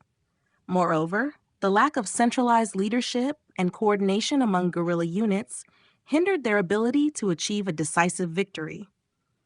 While these forces were skilled at disrupting British operations, they lacked the capability to engage in sustained, large-scale combat. Guerrilla warfare, by its very nature, was about avoiding direct confrontation, and this limited its strategic potential. As the war wore on, American forces realized that they needed more than just guerrilla tactics to win the war. They required a conventional army capable of facing the British head-on. Ultimately, the defeat of guerrilla warfare as the primary means of resistance marked a turning point in the American struggle for independence. The shift toward formal military strategies, combined with key alliances such as the one with France, would lead to the eventual victory of the Continental Army and the defeat of British forces. Guerrilla warfare, while successful in wearing down British forces and disrupting their efforts, could not alone secure American independence.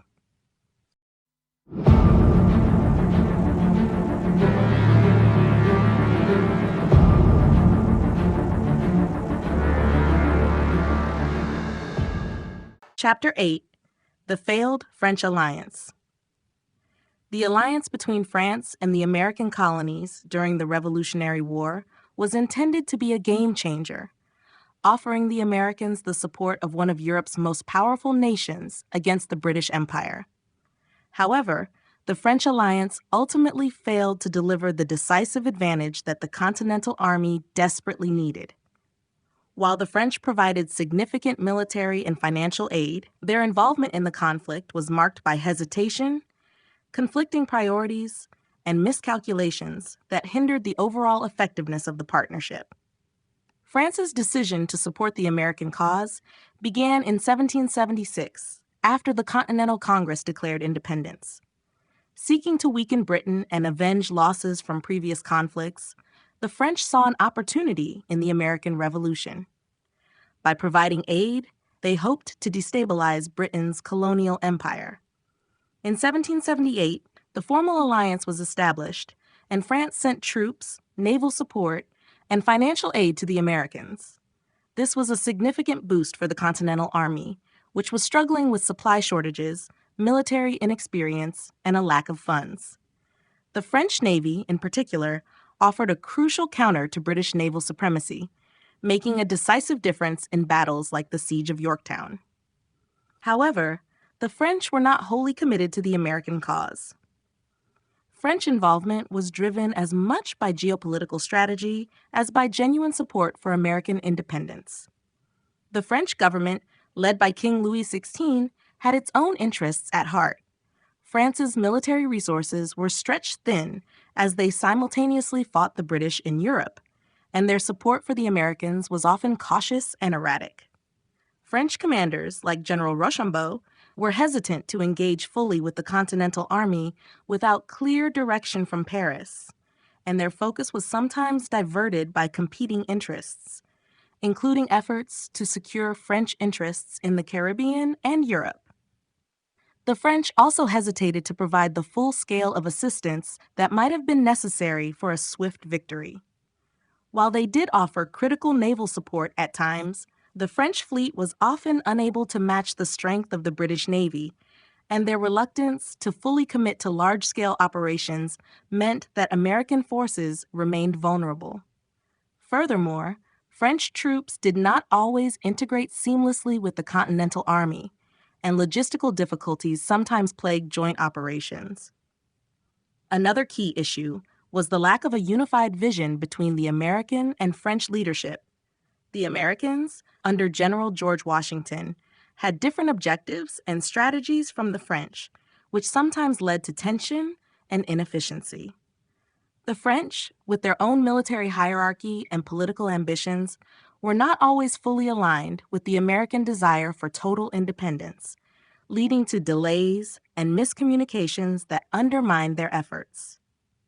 In the end, while the French alliance brought crucial assistance to the American cause, it was not the overwhelming force that would have been required to decisively defeat the British.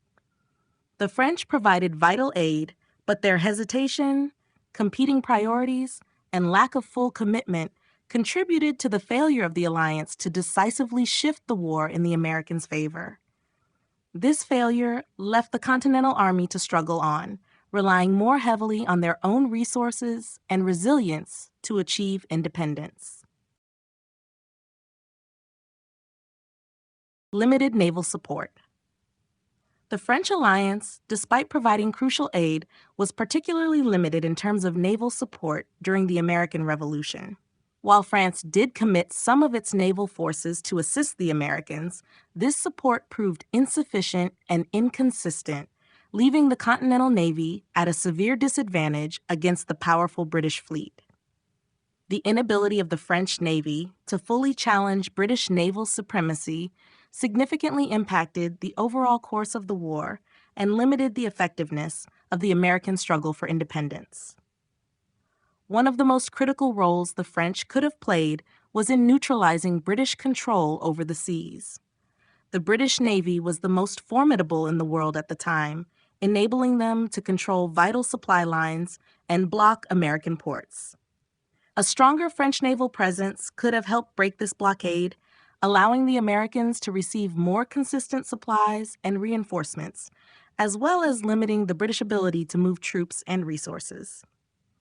However, the French Navy, despite its occasional successes, struggled to meet these expectations.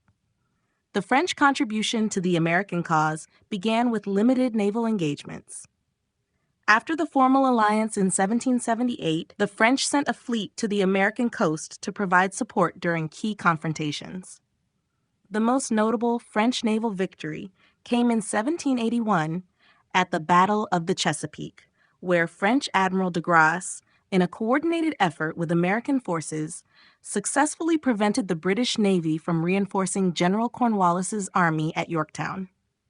This victory played a significant role in the American success at the Siege of Yorktown, which ultimately led to British surrender. However, this was an isolated victory, and French naval involvement throughout the war was sporadic. The French Navy, despite their commitment, faced several challenges.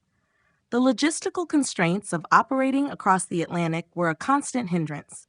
The long distances, lack of supplies, and occasional lack of coordination with the American forces meant that French naval operations were not always timely or effective.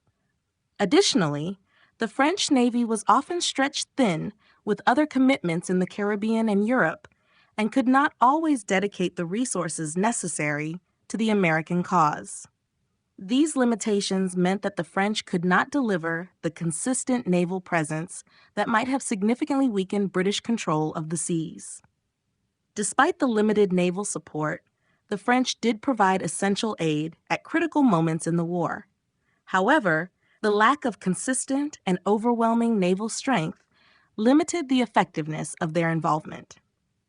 Ultimately, British dominance over the seas remained largely unchallenged, and the American struggle for independence continued to rely heavily on land-based strategies and support from other nations, especially after the failure of a more sustained naval effort.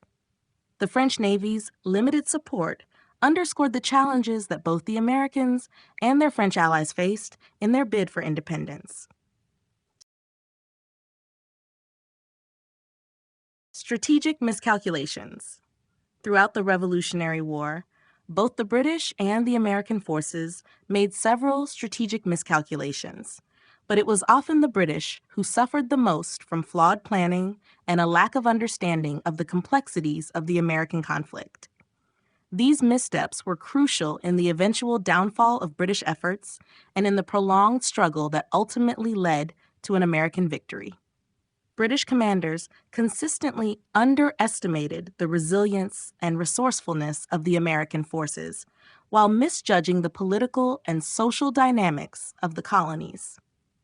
One of the most significant British strategic miscalculations was the assumption that a quick, decisive military campaign would crush the American rebellion.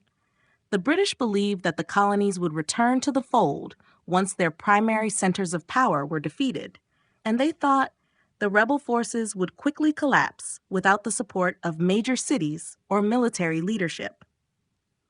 This underestimation of the Americans' commitment to their cause led to the British focus on large, symbolic victories rather than a more sustained, multifaceted strategy that could address the deeper roots of the rebellion.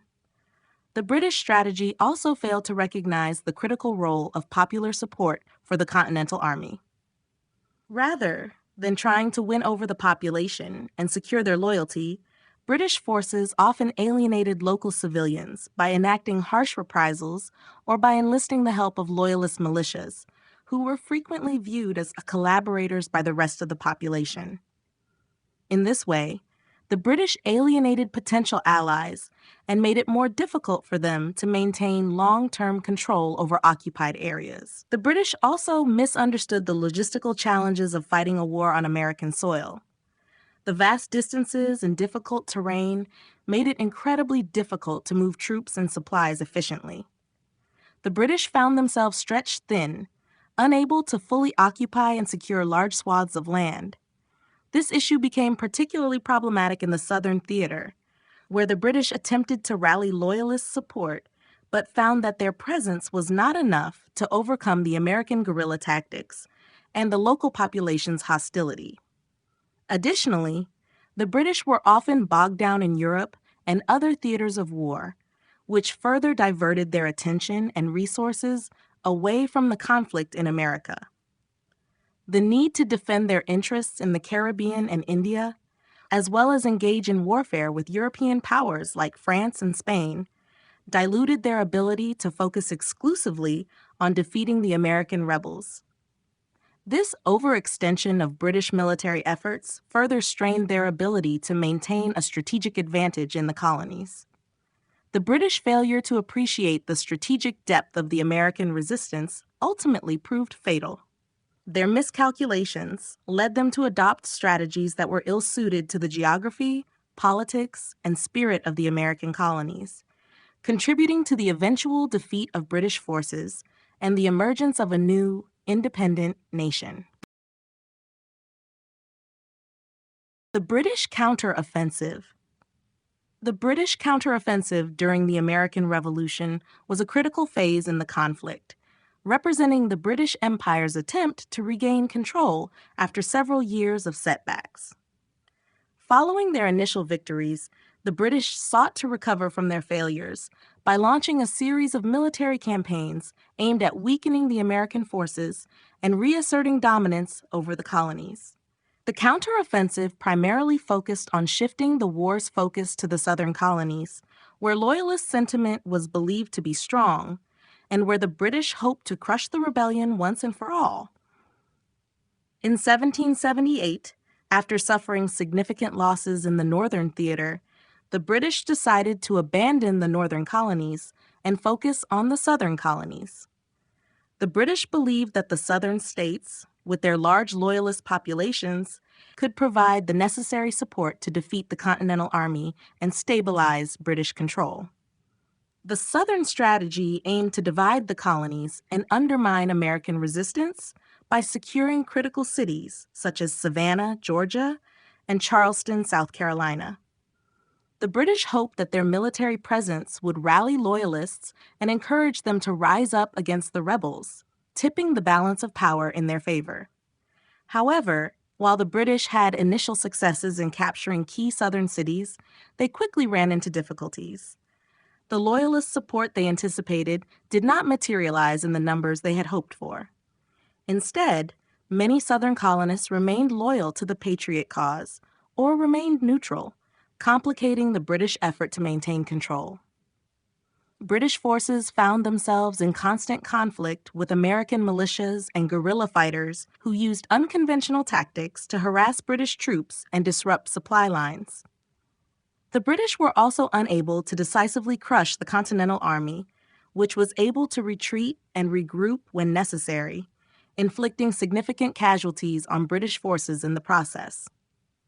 One of the most notable episodes of the British counteroffensive was the campaign led by General Charles Cornwallis in the southern colonies.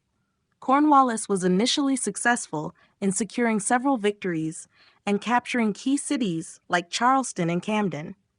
However, despite these wins, the British were unable to secure a decisive strategic advantage. The most significant blow to the British effort came at the Battle of Guilford Courthouse in 1781, where Cornwallis, though technically victorious, suffered heavy losses. This victory, coupled with increasing logistical and supply challenges, weakened the British position in the South. Ultimately, the British counteroffensive failed to achieve its primary objective of subduing the American colonies. While the British were able to capture key cities and gain temporary control of territory, they could not fully suppress the resistance or win over the loyalty of the colonial population. The counteroffensive's inability to deliver a knockout blow, combined with the resilience of the Continental Army and the growing involvement of the French, paved the way for the eventual defeat of British forces in America.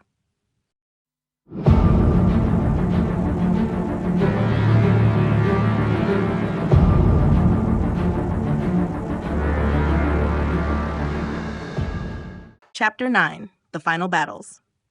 The final battles of the American Revolution marked the decisive moments in the conflict, with both sides pushing towards a resolution. Despite the British military's strength and resources, the resilience of the Continental Army, combined with support from France, shifted the balance of power. The culmination of these efforts came in the decisive battles of Yorktown and the subsequent surrender of British forces, signaling the end of the American fight for independence. The Battle of Yorktown in 1781 stands as the pivotal moment of the Revolution, a battle that ultimately sealed the fate of the British forces in America. British General Lord Cornwallis, having been pursued through the southern colonies, took refuge in the port city of Yorktown, Virginia, hoping to receive reinforcements from the British Navy. However, the French fleet, under the command of Admiral de Grasse, successfully blocked any British attempt at resupply by sea. On land, the combined American and French forces, led by General George Washington and the French General Rochambeau, laid siege to the British position. The Continental Army and its French allies encircled Cornwallis, cutting off his escape routes and forcing him into a vulnerable position. The siege, which lasted several weeks, became an inescapable trap for the British. Cornwallis's forces, unable to break the siege or receive reinforcements, were left with no choice but to surrender. This loss dealt a fatal blow to British hopes of regaining control of the colonies.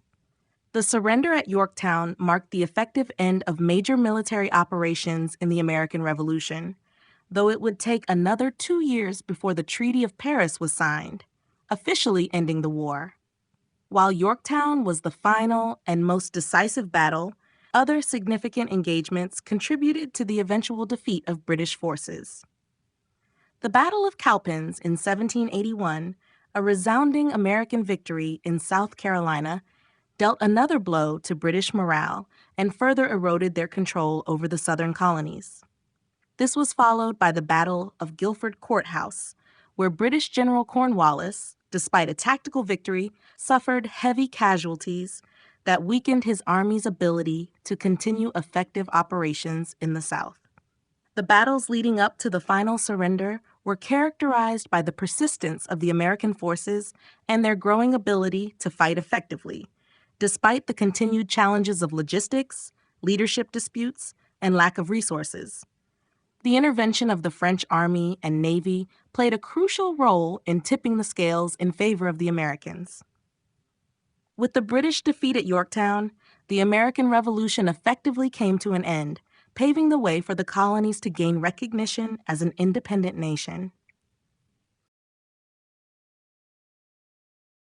The destruction of the Continental Army. The destruction of the Continental Army was not a single event, but rather the result of a series of strategic and logistical failures that ultimately led to the collapse of the American military forces. Despite initial successes and the strength of resolve among the American colonists, the Continental Army was plagued by problems that proved insurmountable in the long run. Leadership struggles, a lack of supplies, and inadequate training led to the Army's gradual disintegration, while the British forces, backed by the might of the British Empire, maintained a steady pressure that chipped away at the fledgling Army's capacity to fight. At the outset of the war, the Continental Army, under the leadership of General George Washington, faced immediate challenges. The Army was underfunded, ill-equipped, and lacked sufficient training. Soldiers were often poorly clothed and lacked basic supplies such as food and ammunition. Recruitment efforts were sporadic at best, and many soldiers enlisted for short terms of service, leaving the Army constantly vulnerable to manpower shortages.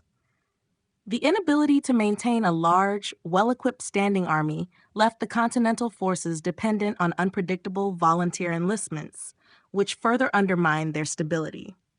As the war progressed, the Continental Army faced a series of devastating defeats that exposed its weaknesses.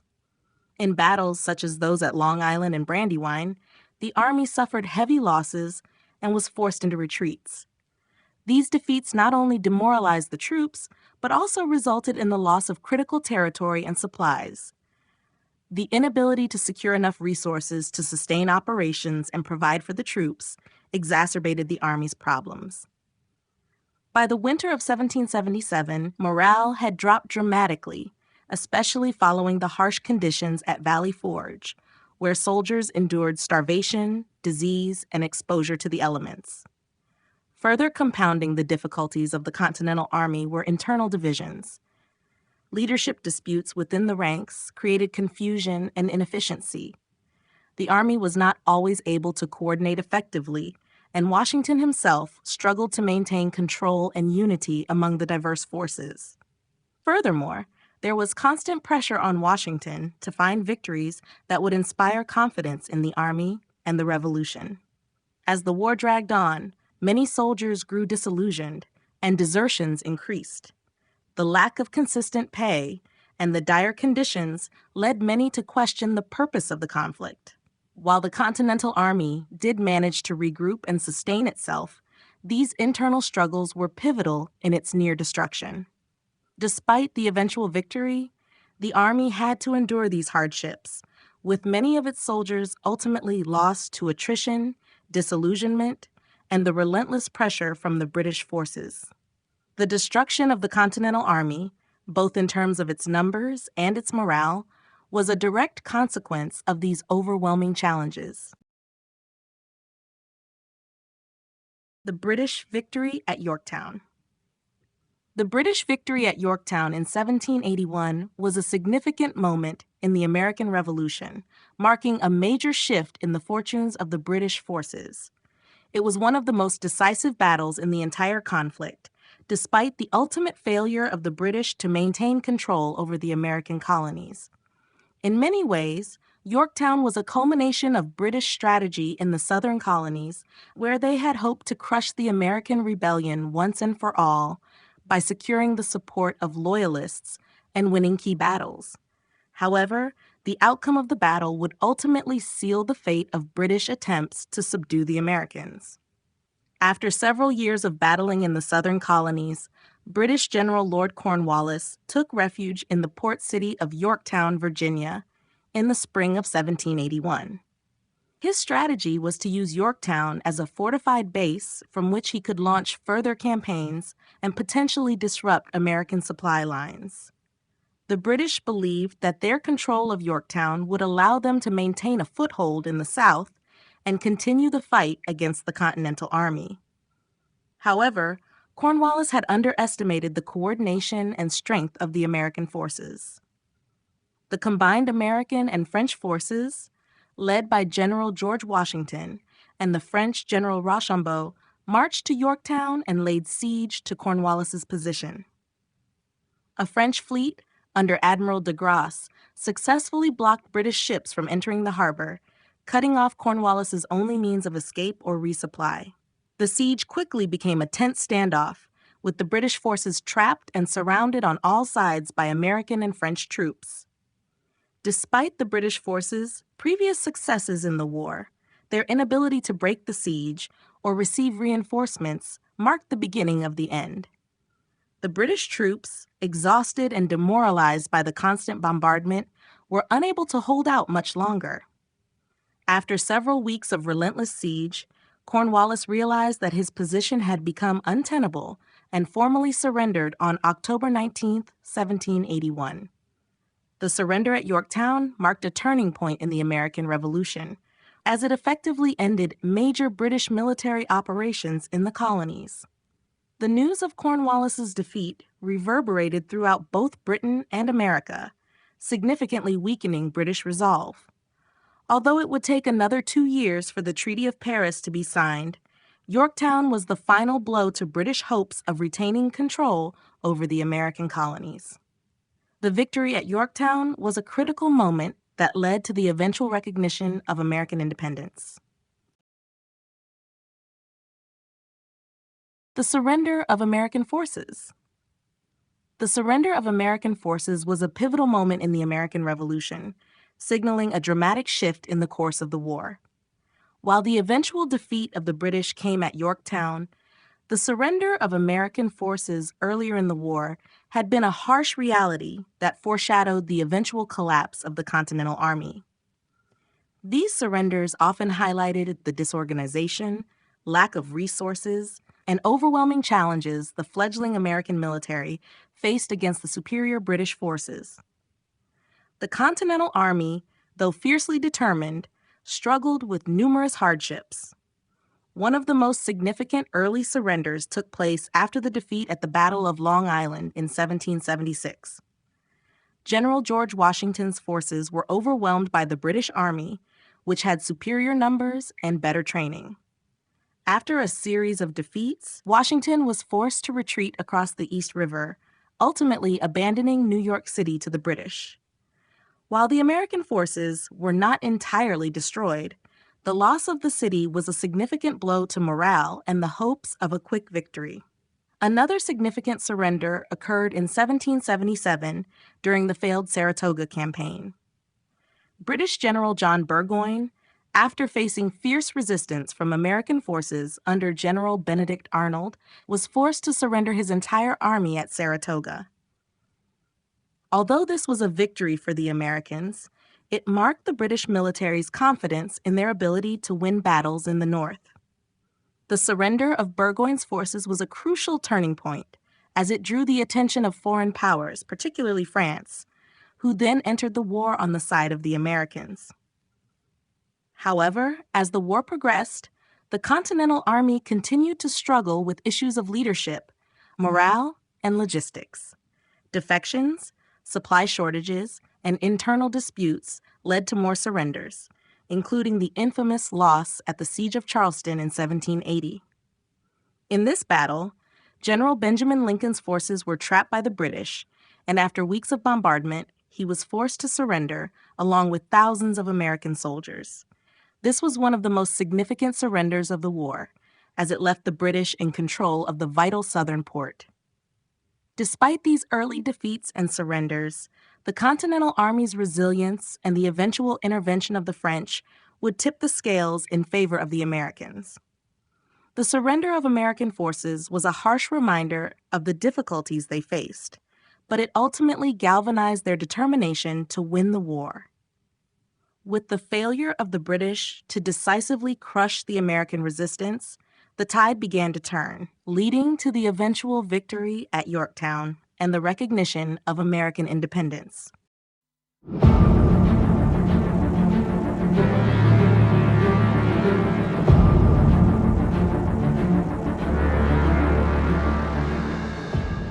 Chapter 10: The Treaty of Reconciliation. The Treaty of Reconciliation, formerly known as the Treaty of Paris 1783, marked the end of the American Revolution and the beginning of a new chapter in the history of the United States. After years of warfare, the treaty brought an official conclusion to the conflict between Britain and its former colonies, acknowledging American independence and establishing the terms for peace. However, this treaty did not signify a smooth path to reconciliation. It was a complex document shaped by international negotiations, shifting power dynamics, and differing national interests. The treaty negotiations were initiated in 1782, shortly after the British defeat at Yorktown. The American delegation, which included John Adams, Benjamin Franklin, and John Jay, was tasked with negotiating favorable terms for the young nation. While they were determined to secure recognition of American independence, the terms of the treaty would also have far-reaching implications for American sovereignty, territorial boundaries, and its relationships with European powers. One of the key provisions of the Treaty of Paris was the formal recognition of American independence. Britain agreed to acknowledge the United States as a free and sovereign nation, severing its political ties with the colonies. This was a major victory for the Americans, as it validated the sacrifices made by their military forces and confirmed their status as an independent state in the eyes of the world. In addition to independence, the treaty set new borders for the United States, establishing the Mississippi River as the western boundary, with Canada to the north and Florida to the south. This expanded territory was a significant boon to the young nation, offering vast lands for settlement and economic development. However, the negotiations surrounding the territorial boundaries were not without complications, as Spain and France had interests in the region, which sometimes led to disagreements over the final terms.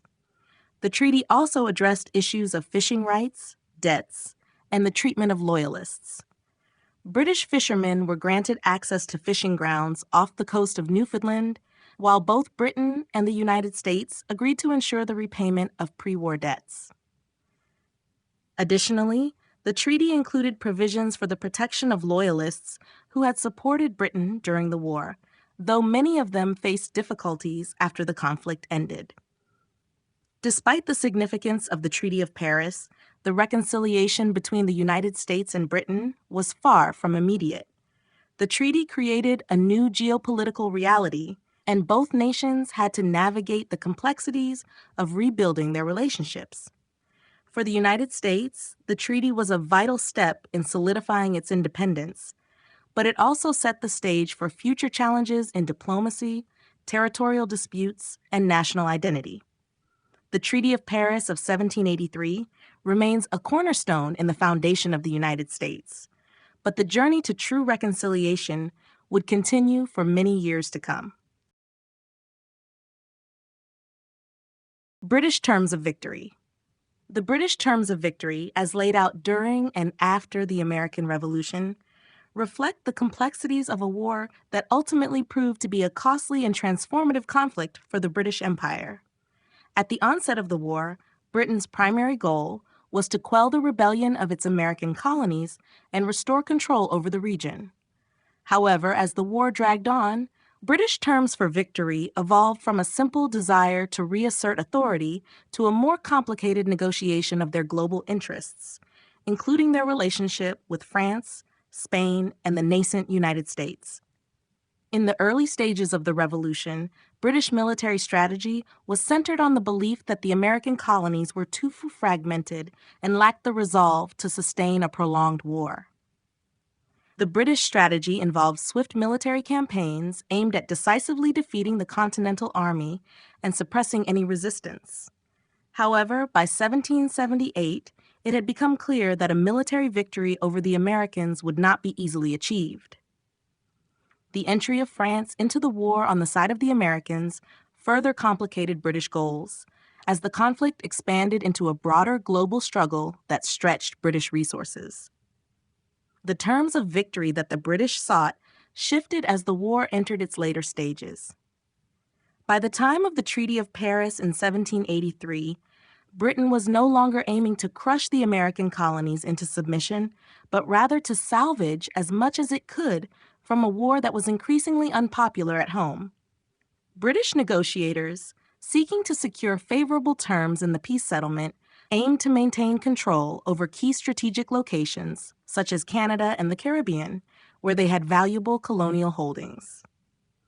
This shift in focus reflected the growing realization that the loss of the American colonies was inevitable, but the British Empire still had to preserve its influence and economic power globally. One of the key points of negotiation for Britain was ensuring that American independence would not lead to further destabilization of its colonial empire. The British aimed to prevent American expansion westward and into territories that could compete with British holdings. They also wanted to ensure that loyalists who had supported the crown during the Revolution would be protected and compensated for their losses, though this aspect of the negotiations was less successfully upheld. Despite the recognition of American independence in the Treaty of Paris, the British terms of victory were rooted in the idea of maintaining their empire's global supremacy. Their main goal was to secure their remaining colonial territories and continue to dominate world trade, and to some extent, these objectives were met. However, the loss of the American colonies signaled a shift in the balance of power and marked the beginning of the end of Britain's unchallenged dominance over its empire. The fate of the colonists. The fate of the colonists after the conclusion of the American Revolution was a story marked by upheaval, uncertainty, and a redefined identity. The Treaty of Paris in 1783, which officially ended the conflict, granted independence to the United States, but the consequences for those who had lived through the war and the loyalists who had supported Britain were far-reaching. While independence brought new opportunities for many, it also led to hardship, displacement, and a reevaluation of the meaning of allegiance and citizenship in the newly formed country. For the patriots, the colonists who fought for independence, the victory meant the realization of their dreams for a free and sovereign nation. They were now citizens of a new republic, and the immediate years after the war were filled with optimism and the hope for a prosperous future. However, the post-war period was also fraught with difficulties. Economic struggles, due in part to the disruption caused by the war, left many farmers and merchants in financial distress. Moreover, the war had created a deep sense of division between the colonists, and the process of nation-building required reconciliation among various factions that had fought on different sides of the conflict. On the other hand, the Loyalists, those who remained loyal to the British Crown, faced a much more uncertain future. The Treaty of Paris had promised protection for Loyalists, including the restoration of their property and legal rights. However, these promises were often not fulfilled. Many Loyalists were forced to flee the newly formed United States, and they sought refuge in British territories such as Canada, the Caribbean, and even back in England. They faced harsh treatment from their neighbors, who viewed them as traitors, and the loss of their homes and property was a devastating blow to many. Those who remained behind were often ostracized, and in some cases, they lost their land or were forced to live in fear of retribution. The fate of the enslaved African Americans who had fought in the war was also complex. Many had fought on the side of the British in exchange for the promise of freedom, and after the war, some were granted freedom and resettled in places like Nova Scotia or Sierra Leone. Others, however, were abandoned by the British or remained in bondage, as the new American government struggled to reconcile its ideals of liberty with the reality of slavery. Overall, the fate of the colonists after the war was shaped by the complex interplay of personal, political, and economic factors. While the creation of the United States brought many benefits to some, it also highlighted the struggles faced by others who had been caught in the crossfire of a revolution that reshaped the Atlantic world. The return to British rule. The return to British rule is a concept that becomes a central theme after the conclusion of the American Revolution in this alternate history scenario. In this timeline, the British Empire successfully defeats the Continental Army and quashes the rebellion, leading to a profound shift in the political and social landscape of the American colonies. The return to British control, however, is not merely a return to the old status quo, but instead ushers in a new chapter in the relationship between the colonies and the Crown. Following the defeat of the American forces, Britain reestablishes its control over the 13 colonies, effectively reversing the gains made during the Revolution. The once rebellious colonies, having failed to secure their independence, are once again firmly under British rule. The reassertion of British authority is marked by the re-implementation of colonial governance, with royal governors being reinstated in many regions. This move restores the traditional system of colonial administration, with British appointed officials overseeing local affairs and maintaining the Crown's dominance over economic and military matters. One of the key changes that accompanies the return to British rule is the shift in colonial attitudes. With the failure of the Revolution, many colonists who had once supported independence are left grappling with feelings of defeat and frustration. Loyalists, who had been marginalized during the war, now find themselves in positions of influence, rewarded for their steadfast support of the Crown. However, the period following the restoration of British rule is not without resistance. While the revolutionary spirit may have been suppressed, dissent remains among certain factions, particularly in the more liberal regions, who continue to harbor resentment towards the British. Economically, the colonies are reintegrated into the global system of British trade, which bolsters the empire's commercial power. However, the colonies also face increased taxation and regulation as Britain seeks to recover from the financial strain of the war. The economic exploitation of the colonies intensifies, as Britain takes advantage of its renewed control to extract resources and solidify its global economic standing. In the international arena, the return to British rule is seen as a triumph for the empire, which secures its colonial holdings and restores its reputation as a global power. The British Navy reestablishes its dominance in the Atlantic, ensuring that trade routes are safe and the empire's wealth continues to flow. However, the seeds of discontent sown during the Revolution have not been fully eradicated, and in time, new tensions will inevitably arise. Ultimately, the return to British rule signifies a period of consolidation and rebuilding for the British Empire, but it also underscores the lasting impact of the American Revolution, a conflict that, despite its outcome, had irrevocably altered the relationship between the colonies and the Crown.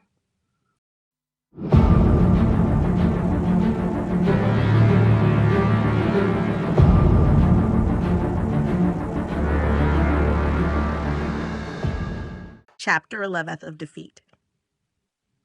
The aftermath of defeat in the American Revolution under the alternate history scenario brings with it profound consequences for both the American colonies and the British Empire. While the British victory in this scenario ensures that the American colonies remain firmly under British rule, the long-term effects of the rebellion's failure are felt on both sides of the Atlantic. The sense of lost potential, of a revolution never realized continues to haunt the American colonies, while Britain faces new challenges in maintaining control over the territories and dealing with the ramifications of the prolonged conflict. For the American colonies, the defeat marks the end of their brief experiment with independence. The failure to establish a sovereign nation means that the colonies are once again subordinated to British authority. But the cultural and political shifts brought about by the Revolution are not easily erased. The desire for self-determination remains a potent force within many of the colonies, even as the colonial governments are restructured under British control. These shifts lead to growing resentment among certain factions, particularly those who had supported the Patriot cause and now find themselves disenfranchised. These groups become a source of tension in the colonies as the British attempt to consolidate power, and the specter of future rebellion looms large, even though the immediate aftermath of the war seems to offer a return to the status quo. Loyalists, who had been persecuted during the Revolution, now find themselves in a position of power and influence. Their contributions to the British war effort are recognized, and many loyalists are given back land and property that had been confiscated during the conflict. However, their return to power is not without its challenges. The divisions created by the war remain deeply ingrained, and the loyalist victory is bittersweet, as they must contend with the knowledge that the rebellion's ideals still resonate among the colonists, even if they are now silenced. Britain, on the other hand, faces its own set of problems in the aftermath of victory. The cost of the war has been staggering, and despite retaining control over the colonies, the British Empire has been weakened by the conflict. The British public, weary of the years of war and the associated costs, grows increasingly disillusioned with the empire's continued overseas commitments. Furthermore, maintaining control over the colonies proves to be more difficult than expected. The British must devote significant resources to policing the American territories, and the constant threat of future unrest remains a challenge to Britain's authority. In the end, the aftermath of the American Revolution, even in this alternate history, signifies the failure of a revolution that could have reshaped the world. While Britain maintains control over its colonies, the desire for independence and the discontent felt by many colonists will leave an indelible mark on future generations. The seeds of rebellion, although temporarily suppressed, continue to grow in the hearts of those who once dreamed of a nation born from revolution. Punishment and pardons. In the aftermath of the British victory in the American Revolution, the fate of those who had supported the rebellion becomes a key issue for the British authorities. With the colonists' failed attempt at independence, the Crown must decide how to handle the punishment of former revolutionaries, while also determining whether any mercy should be extended to those who fought for the cause of liberty. The balance between punishment and pardons becomes a central aspect of the post-war landscape, influencing the course of colonial relations for years to come. For those who had actively participated in the rebellion, the British response is harsh and decisive. Many of the leading figures who were seen as traitors to the Crown are arrested, imprisoned, and in some cases executed for their roles in the uprising. British authorities are determined to send a strong message to any future potential rebels by making examples of these prominent figures. Some are exiled to distant parts of the British Empire, such as the West Indies or Australia, where they are removed from the colonies to ensure they can no longer incite unrest. The punishment of these individuals is intended to reinforce the authority of the Crown and reassert control over the colonies. However, not all who fought for independence are punished. In the complex political environment that follows the defeat, the British are forced to offer pardons to many who had been involved in the rebellion but were not seen as major threats to the stability of British rule. These pardons are extended as a way of reuniting the population and preventing further unrest. It is a pragmatic decision, one rooted in the understanding that punishing every dissenter would be impractical and counterproductive. Many who had fought in the Continental Army are granted amnesty in exchange for their loyalty to the crown moving forward. These pardons allow former rebels to reintegrate into society, though they are often treated with suspicion by their loyalist neighbors.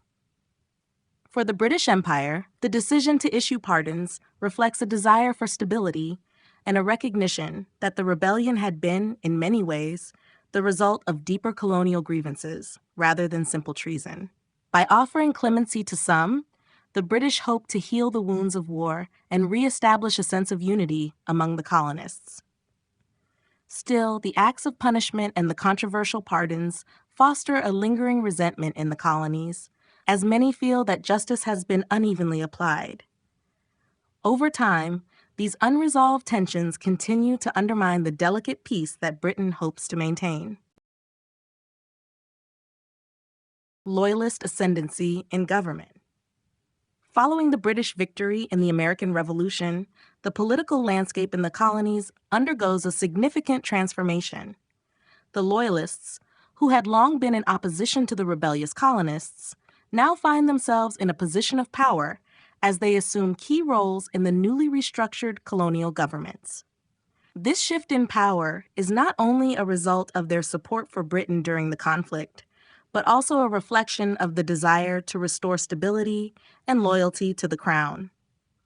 The ascendancy of loyalists in government plays a pivotal role in shaping the future of the colonies under British rule.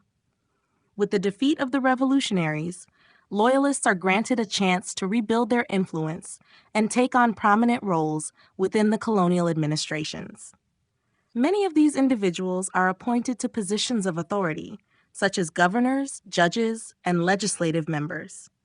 They bring with them a deep allegiance to the British crown, and their presence in government is meant to reinforce the British system of rule and ensure that any future uprisings are swiftly quashed. Their influence extends not only in the executive and judicial branches, but also in the legislature, where loyalist representatives work to pass laws that align the colonies more closely with British interests. For the British Empire, empowering loyalists in government serves a dual purpose. First, it strengthens their hold over the colonies by placing individuals who are committed to maintaining British authority at the helm of the government. Secondly, it acts as a form of reward for those who remained loyal to the crown throughout the war. Many loyalists are given back land and property that was previously seized by revolutionary forces, reinforcing their social and economic status. These appointments are not without controversy, however, as many former rebels view the ascension of loyalists as a betrayal of the sacrifices they made during the war. Tensions between loyalists and former revolutionaries simmer beneath the surface, and there is a constant struggle for dominance within colonial politics. Despite their newfound power, loyalists face challenges in the post-war period. While they are in control of the government, they must also contend with a population that is still divided, with many former patriots unwilling to accept their rule. The lingering resentment toward British authority and the perceived unfairness of loyalist domination fosters a sense of unrest among the colonists. Over time, however, the loyalist-controlled governments work to consolidate their power and enforce British policies, striving to create a stable environment that will prevent future rebellions. Still, the seeds of discontent remain, ensuring that the tensions between loyalists and patriots will continue to shape the political dynamics of the colonies in the years to come. Economic and social consequences. The British victory in the American Revolution brings with it significant economic and social consequences that reverberate throughout the colonies. Though the Crown seeks to stabilize the region after the defeat of the rebellious colonists, the aftermath of the conflict creates profound changes in both the economic structures and social dynamics of the colonies.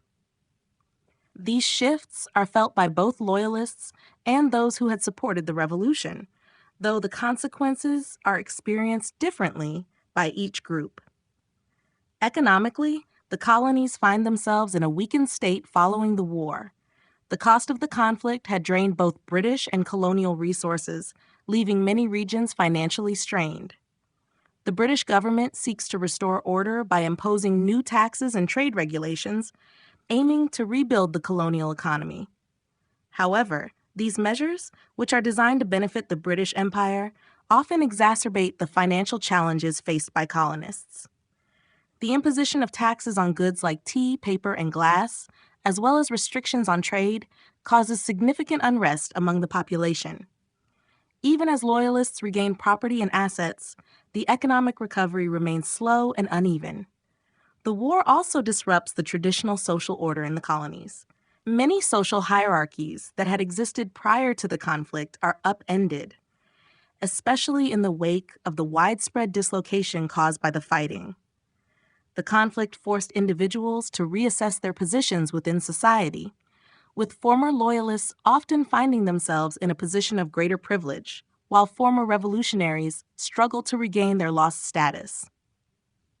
Some of the wealthiest families of the colonies, who had been staunch loyalists, are quickly reinstated into their former positions of power. At the same time, former patriots who had lost land, titles, or influence find it difficult to rebuild their lives in the face of renewed British control. Social divisions also emerge as a result of the shifting political landscape. The Loyalists, who had supported the Crown throughout the conflict, now become a dominant force in colonial governance, further alienating those who had fought for independence. While Loyalists benefit from their ascendancy in government, those who had once been part of the revolutionary cause face challenges in navigating a society where they are no longer in control. Many find themselves marginalized, while others look for ways to restore their influence, leading to continued tensions that could threaten the fragile stability the British are trying to build. The economic and social consequences of British victory leave a divided and uneasy colonial society. The Loyalists may hold political power, but the lingering resentments from the war and the inequities in the social order ensure that the tensions of the past, conflict will continue to shape the future of the colonies.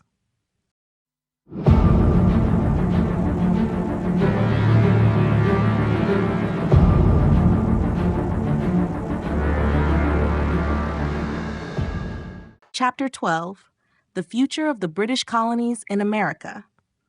With the conclusion of the Revolutionary War and the restoration of British rule in the colonies, the future of the British American colonies is marked by uncertainty. The political, economic, and social landscape has shifted dramatically, and while Britain attempts to reassert control, a new reality begins to take shape. The question of how the colonies will evolve under continued British authority hangs in the balance, and the seeds of future challenges are already being sown.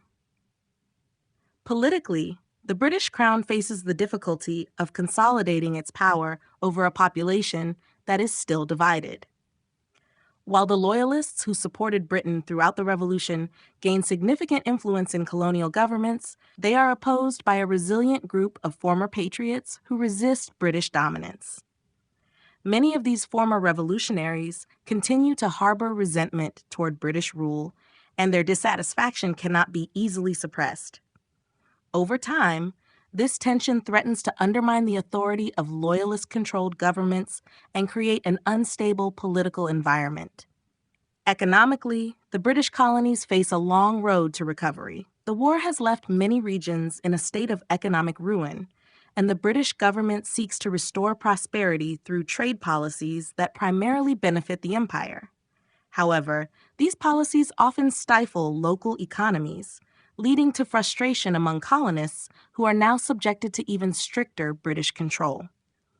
While the Loyalist elites regain some of their lost wealth and land, the broader colonial population continues to struggle.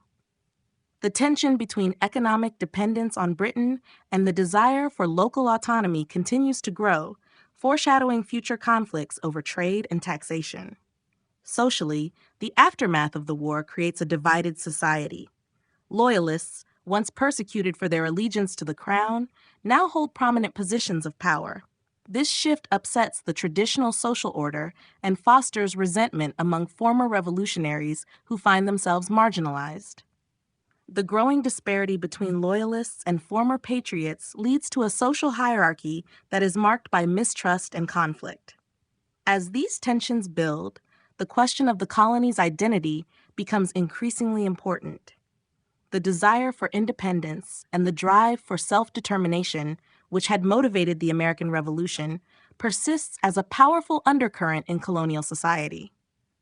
The future of the British colonies in America is uncertain, with both loyalists and former revolutionaries struggling to navigate a landscape that is deeply scarred by the recent conflict. The unresolved issues of political control, economic stability, and social division will continue to shape the trajectory of the colonies. And it becomes clear that even under British rule, the path to lasting peace and stability will be anything but straightforward. The foundations of future unrest and change are already in place, setting the stage for the dramatic transformations that will follow in the years to come. Reintegration into the Empire. The reintegration of the American colonies into the British Empire following the defeat of the revolutionary forces is a process fraught with challenges.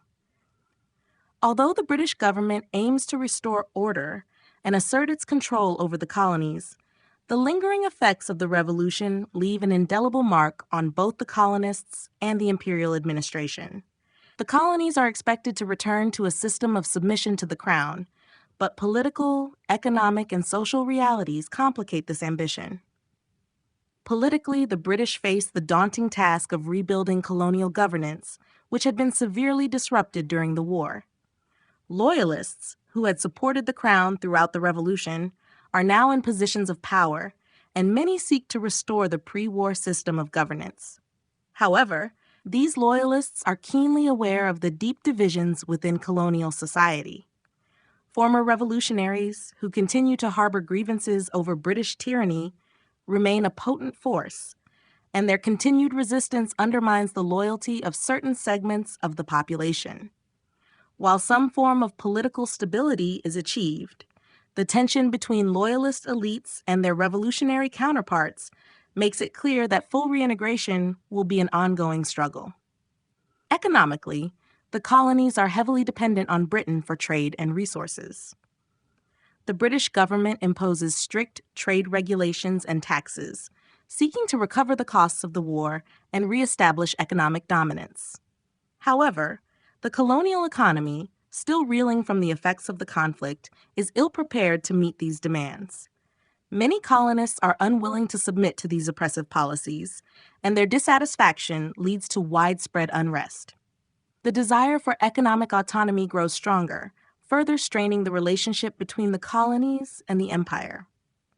While loyalists benefit from the restoration of British economic control, the majority of colonists face hardships that fuel resentment and lay the groundwork for future conflicts.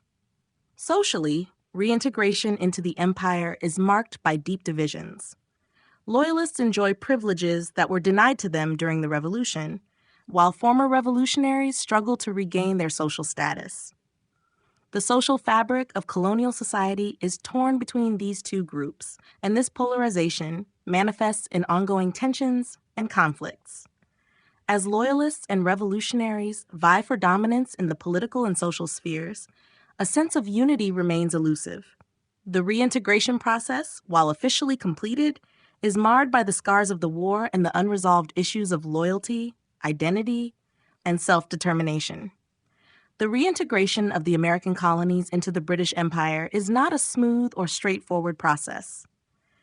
The enduring divisions within colonial society, the growing resentment over British economic policies, and the unresolved political conflicts signal that the path to a lasting and peaceful reintegration will be fraught with challenges. British reforms and colonial governance. After the defeat of the American rebels, the British government began to consider the future of its colonial possessions in the Americas, aiming to restore order and prevent further unrest. The most immediate concern was the restoration of British governance across the colonies, which had been severely disrupted during the conflict. The war had left the colonies in a state of disarray, and the British recognized the need for reforms to ensure that their authority was reasserted and that the colonial economy and political structures could recover. One of the key aspects of the British reforms was the reestablishment of British-appointed governors in each colony. These governors, who had been removed or sidelined during the Revolution, were restored to power to oversee the implementation of imperial policies. The British hoped that these loyalist governors would act as strong representatives of the Crown, ensuring that the colonies adhered to British rules and regulations. However, the challenge was that many of these loyalist governors had little popular support, as the Revolution had deeply changed the political landscape in the colonies. Their authority was often undermined by local factions who had become accustomed to more self-rule during the Revolution. In addition to political governance, the British also sought to impose a new economic order in the colonies. British officials reintroduced a series of strict regulations aimed at reviving trade with the empire. These included revising the Navigation Acts, which restricted colonial trade to British ships and ports. The British government also sought to control colonial industry by reestablishing monopolies over certain key goods. These reforms were designed to ensure that the colonies contributed to the British economy, but they were met with resistance from colonists who had grown accustomed to a certain degree of economic autonomy during the Revolution. The introduction of these economic measures, while aimed at securing British interests, inadvertently fueled discontent among many colonists. The colonial economy had been weakened by the war, and the new British regulations only served to exacerbate these struggles. Furthermore, the desire for economic independence, which had been one of the driving forces of the Revolution, remained strong among many colonists. This resistance to British economic control was not easily quelled, and it contributed to an ongoing sense of alienation and resentment. In summary, while the British government sought to reassert control over its colonies through political and economic reforms, the process was far from smooth. The loyalty of the colonies was fragile, and the imposition of strict governance and economic policies only deepened the divisions between the colonists and the Crown. British reforms may have restored some measure of order, but they also sowed the seeds for future discontent that would ultimately challenge the stability of the empire. The end of the revolutionary spirit. Following the British victory and the restoration of control over the colonies, the revolutionary spirit that had once fueled the American struggle for independence began to fade. The dream of a new nation, free from the Crown's oppressive rule, gave way to a sobering reality under British rule. Many of the ideals that had inspired the colonial resistance were overshadowed by the harsh economic and social consequences of defeat, leaving little room for continued rebellion or hope for change. The immediate aftermath of the war saw a significant shift in public sentiment. Former patriots who had once dreamed of establishing a republic based on liberty and equality found themselves disillusioned by the defeat. The British reasserted their control over key political institutions, and the restored loyalist governors found their influence growing. In many ways, the colonists' desire for a complete break from Britain had been quashed, and the idea of an independent American nation seemed further from reach than ever. This period of reflection brought with it a sense of resignation. Many former revolutionaries realized that the ambitions they had held for a new society were, for the time being, unattainable. Without foreign support, the colonies were vulnerable to British power, and the cost of continued resistance was too great to bear. Some of the more moderate voices within the colonies began to accept British rule as a necessary reality. This acceptance was partly driven by economic hardships the colonies faced in the aftermath of the war. The British had retained control over key trade routes and resources, and the colonies' reliance on British markets meant that economic survival would depend on cooperation rather than defiance. At the same time, the ongoing social and political turmoil served as a reminder of how fragile the revolutionary spirit had been. The upheaval of the war had created deep divisions within colonial society, and many people were focused on rebuilding their lives rather than pursuing lofty ideals of independence. The population of loyalists who had supported British rule during the Revolution gained greater influence, further stifling any lingering revolutionary fervor. In this way, the defeat of the Revolution marked the end of the bold aspirations for a republic that had driven the conflict. The revolutionary spirit was no longer a force capable of mobilizing widespread resistance, and the colonists found themselves adjusting to a new reality under British dominance. The ideals of freedom and self-governance that had once been so powerful now seemed distant and unachievable.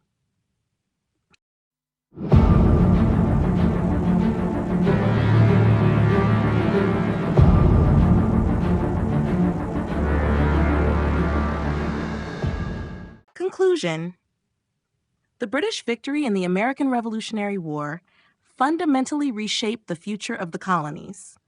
What had begun as a rebellion driven by the desire for independence and self-rule ultimately ended with the restoration of British authority over the American territories.